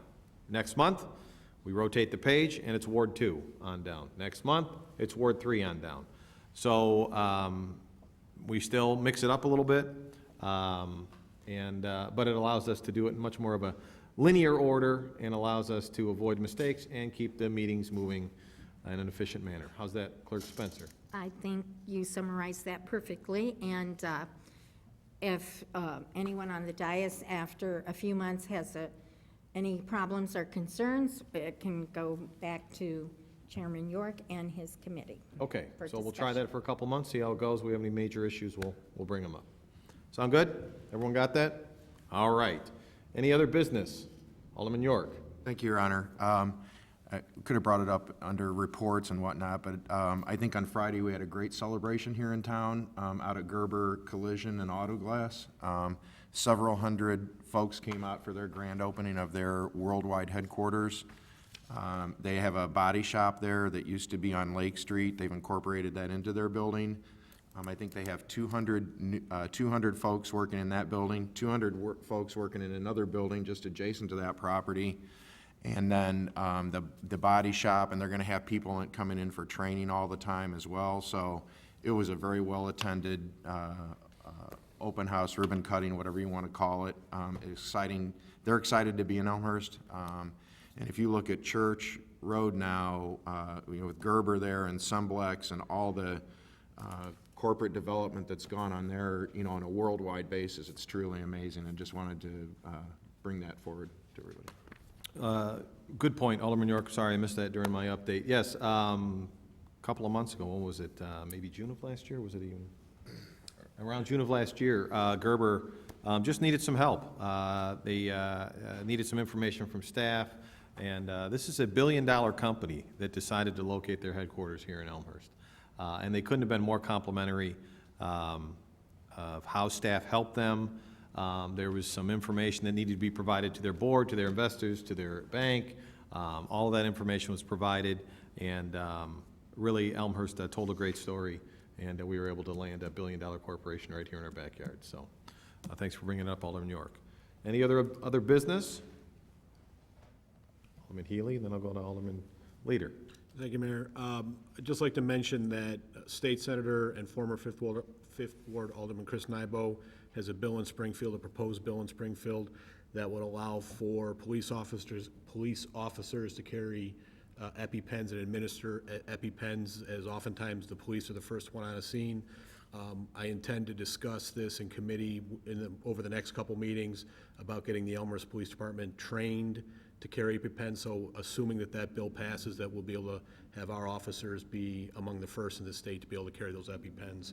I think that's great legislation. I think everybody would agree that the police being allowed to carry Narcan has been very beneficial. So I think this will be good legislation. I want to make sure we're in position to go right after it as soon as we can. So just wanted to mention that. That'll be in our committee within the next couple meetings. Okay, Alderman Leader. Speaking of the police, I was at a wedding Saturday night, and a very nice lady came up to me when somebody introduced me as an alderman. And she told me that she and her husband had been at home 2 or 3 weeks ago, and they had inadvertently set off their alarm system. And that she said she was struck by how fast 2 officers arrived. She thought it was within 1 or 2 minutes. And she said the officers were friendly, courteous, professional, and both she and her husband, not young people anymore, but not old like me, but they were a little shook up by setting off the alarm, and the 2 officers put them totally at ease. Now, this was at the Merrills at 235 St. Charles. So, Chief, what I would like you to do, if it's possible, to give these 2 officers a nice pat on the back, because for a citizen to come forward like that, I was impressed, and I think we should all be impressed at how fast the response was, and also how nice the officers were about it. Thank you. Thank you, Mayor. Okay, Alderman York? Thank you, Your Honor. I just wanted to mention, too, that the Finance Committee will be meeting at 5:30 next Monday. We've got some business that we need to take care of, but we couldn't get a quorum at 7. We can get a quorum at 5:30. We'll see how long we can keep it. So I just wanted to let everybody know. Okay, any other business? Okay, before I wrap up, speaking of finance, Alderman York. Yes. I would like to take this opportunity to recognize someone in the audience who has worked for the city of Elmhurst for 27 years and has worked tirelessly and has earned the respect of every single person who has ever worked with this person. Our finance director, Marilyn Gaston, this is her last public meeting, so I wanted to give the aldermen and elected officials an opportunity, should they wish to say a couple of nice words about Marilyn, I'm sorry, Ms. Gaston. But I can tell you this, she is really without peer. I mentioned a couple of minutes ago that I was an alderman 9 years ago. And I was put on the finance committee. And I say put on the finance committee because out of all 14 aldermen, I was the only one who had finance as my 4th choice. And I was the only one that Mayor Marcucci stuck me with my 4th choice. And, by the way, it was supposed to be private. He announced it to everybody. However, I had no idea how wise Mayor Marcucci was at the time. I can tell you that, and some of the new aldermen can tell you, it can be pretty daunting when you're a new alderman, but I tell you what, when you have the #1 person, staff person in the city of Elmhurst leading your committee, you can do no better than that. Marilyn, I consider a friend. She has never once disappointed. She'll be missed. She's second to none. They broke the mold. I know that Marilyn's retirement, and if you know Marilyn, you know that this has been in her plans for quite some time.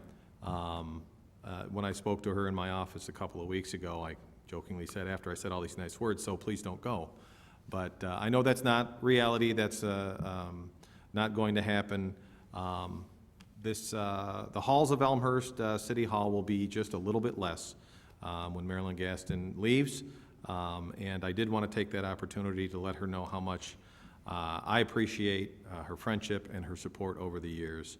I don't know if I would have continued as far as I did as an elected official if it had not first started with this staff member on the committee that I was in. The amount of respect that she showed and guidance and leadership she gave me when I was first elected was uncanny, needed, and it made me a better elected official, and it made me better for the residents of Elmhurst, and it's all really due to Marilyn Gaston. We will miss her. This is her last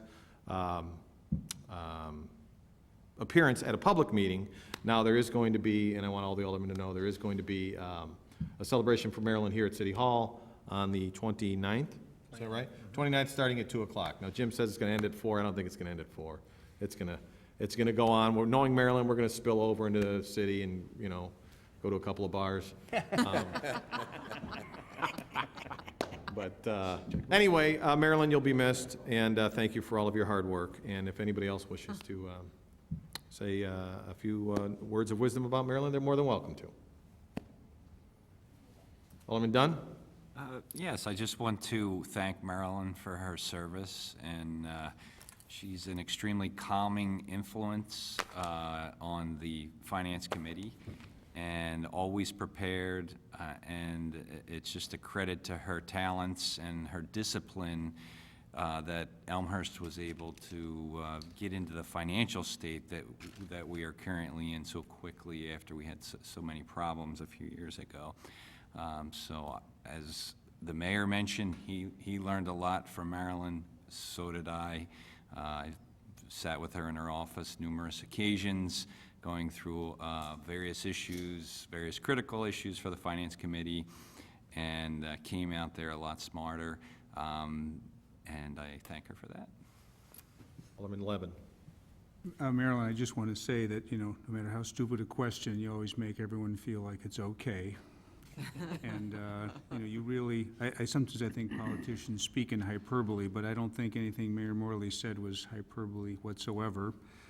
I think it speaks quite volumes, as they say, that we've won so many awards for our finances here at the city of Elmhurst. I think it's ironic that one of our former city attorneys announced his retirement today too, but can you believe it? So personally, you've been a wonderful employee, and you've been a very good person to work with, to know as a friend, and wish you the best of luck. Alderman Toledo, sorry. Thank you. And Marilyn, I can't say, I echo what everyone has said. I want to thank you. I recall I think it was the first week after I had been appointed, I received a call from you. I said, "Oh wow, is this going to be? I'm going to get a call from the finance director. This is nice." Well, it wasn't great news. It was about IMET, but your poise and your way of explaining what was going on, how we needed to think about it, and helping me with a very new topic as a new person on the committee was greatly appreciated. And I think that example goes a long way to show many more examples like that I could show over the course of the past year and a half that I've had the pleasure to work with you. So thank you. Do enjoy your time, and we will toast you on Friday the 29th. Thank you. Alderman Mulliner. Marilyn, thank you. And the city thanks you for all you've done and the team that you set up around you. You've done a fantastic job of keeping the city with great finances, even through the toughest time. I know we always talk about the time when we didn't have finances that were in great shape, but if we hadn't done the work before that, we wouldn't have had the time, we wouldn't have been able to survive those times. And that was due to your leadership in the finance department. We were in great shape, and then we hit the recession, and we were able to survive it because of your leadership and your team. So thank you so much. Alderman Leader. Well, I've been here 11 years, and at my first budget, I asked a question, and afterwards, Tom Marcucci, who was the mayor then, came up to me and he said, "Norm, don't you realize that Marilyn Gaston wrote that budget?" I thought about that, and I have never asked another question at the budget, because I knew that if I asked it, you would answer it. So I wasn't going to waste your time or our time. And, the other thing is about you, Marilyn. There's a French phrase that I don't speak French. I don't pretend to. It's the non-pareil. What it means is the best. What it really means is you're the champion of the world. And so the best to you, Marilyn. The best, the absolute best. Thank you. Alderman Plomsky. Thank you, Mayor. Don't do it. Just kidding. When I asked you, Marilyn, what you would do in your free time, you said you'd read. So I was thinking we've got plenty of parks, and we've got a new plaza. It'll be over here at Hahn Street. Maybe just take a break, read a book, and come back. But seriously, thank you for all that you have contributed to the city. If ever it seems that I know what I'm talking about related to finances or council affairs, or just generally the way things are run, it's because you have often fed me whatever it is I need to know. And I do want to say, we all know that you're a gem. We know that you are the best there is. And I can also speak to somebody that knows you from your past life, and mutual friend, and have always been this way, it seems. So we're so pleased that you ended up here for the bulk of your work life, and we all benefited from it, and I appreciate that. Thank you. Anyone else? Alderman Bram. Thank you, Mr. Mayor. How do you top with everything that has already been said? I was trying to get my hand up before Alderman Leader spoke, but I wasn't able to do so. I just want to reiterate some of what's already said. Marilyn, I mean, very professional. I, as well as Mayor Morley, and no offense to you yourself, always put the Finance Committee as my fourth choice. But because of that lack of hands-on knowledge, anytime I picked up the phone, sent an email, or came to City Hall to sit with you, when someone says in management, open door policy, you stand true by that, and there's not one time that you ever wavered from that phrase, and always made myself very welcome to explain something that you might have said to me on multiple occasions, but you're always willing to do so, I think with a smile on your face. But again, very professional, work ethic is outstanding. You've definitely helped us over the years in good and bad, the city of Elmhurst as well as all the residents.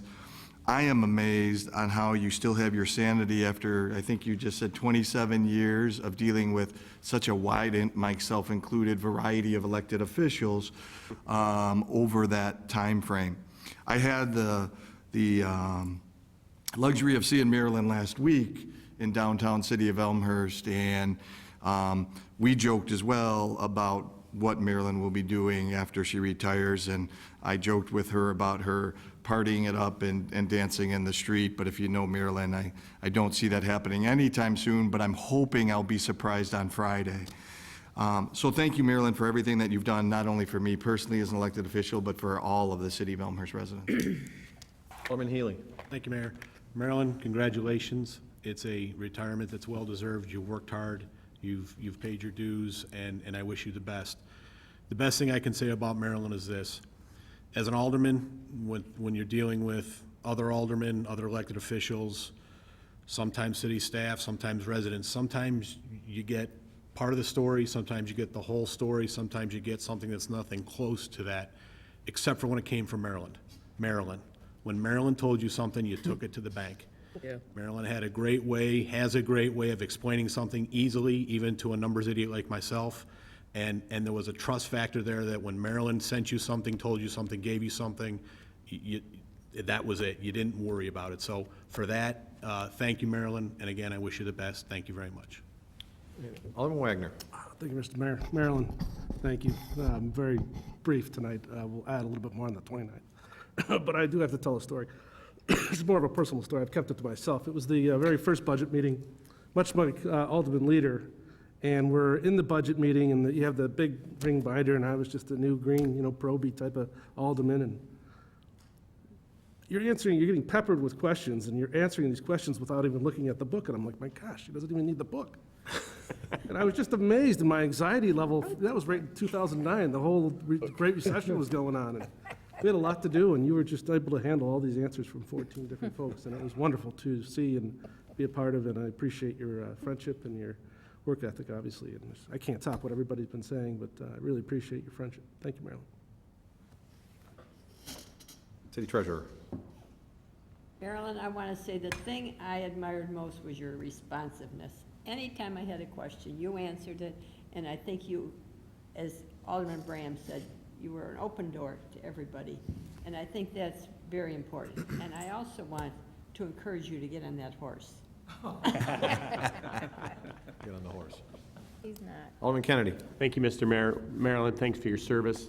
I probably spent more time with you these last 3 or 4 months than all the time before, and it's been an absolute it's been a pleasure working with you. I wish you the best of luck in the future. Enjoy. Any other comments? Alderman Honquist. I didn't get to work with you as much as everybody else, Marilyn, but when I did and spend some time talking to you, you're a person that exhibits a lot of class, and people don't use that word a lot anymore, but I think it fits you very well.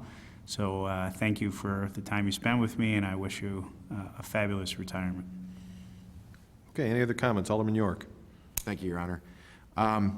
So I'm going to, I just asked the mayor if I could have a few minutes at your party on Friday, because I've got a lot to say, but I do want to say that you've been my only boss. You're the only person I've ever worked for in the city, and it's been wonderful. I learned an awful lot from you right off the bat. I came in some times when things were challenging, and you know, had a lot of people breathing down your neck with wanting answers and so on and so forth. You've handled yourself with amazing professionalism. Your personality is just perfect for your role. It's just,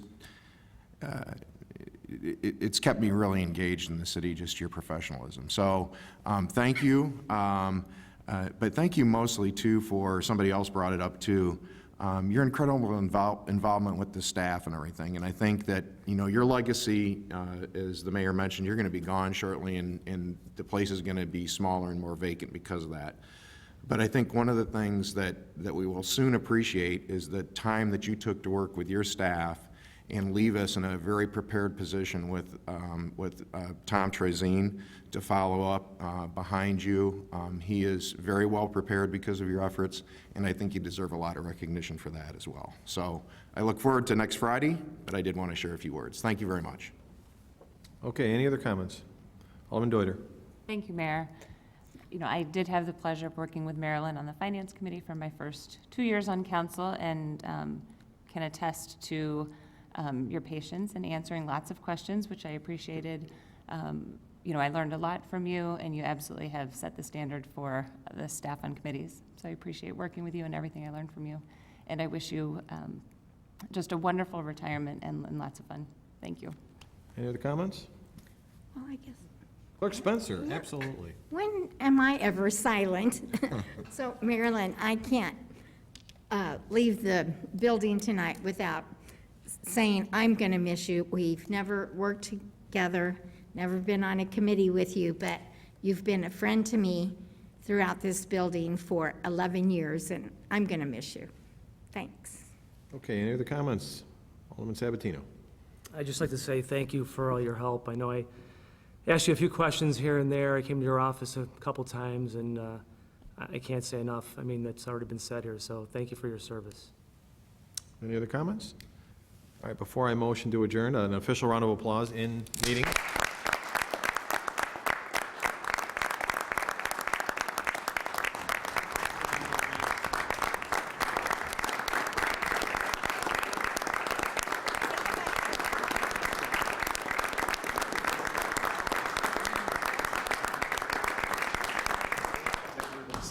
Oh, well deserved. We started the meeting great, and I think it's the best ending of a meeting I've ever had, so congratulations again, Marilyn. Motion to adjourn, Alderman York, Alderman Mulliner, all in favor say aye. Aye. Opposed? We are adjourned. Thank you.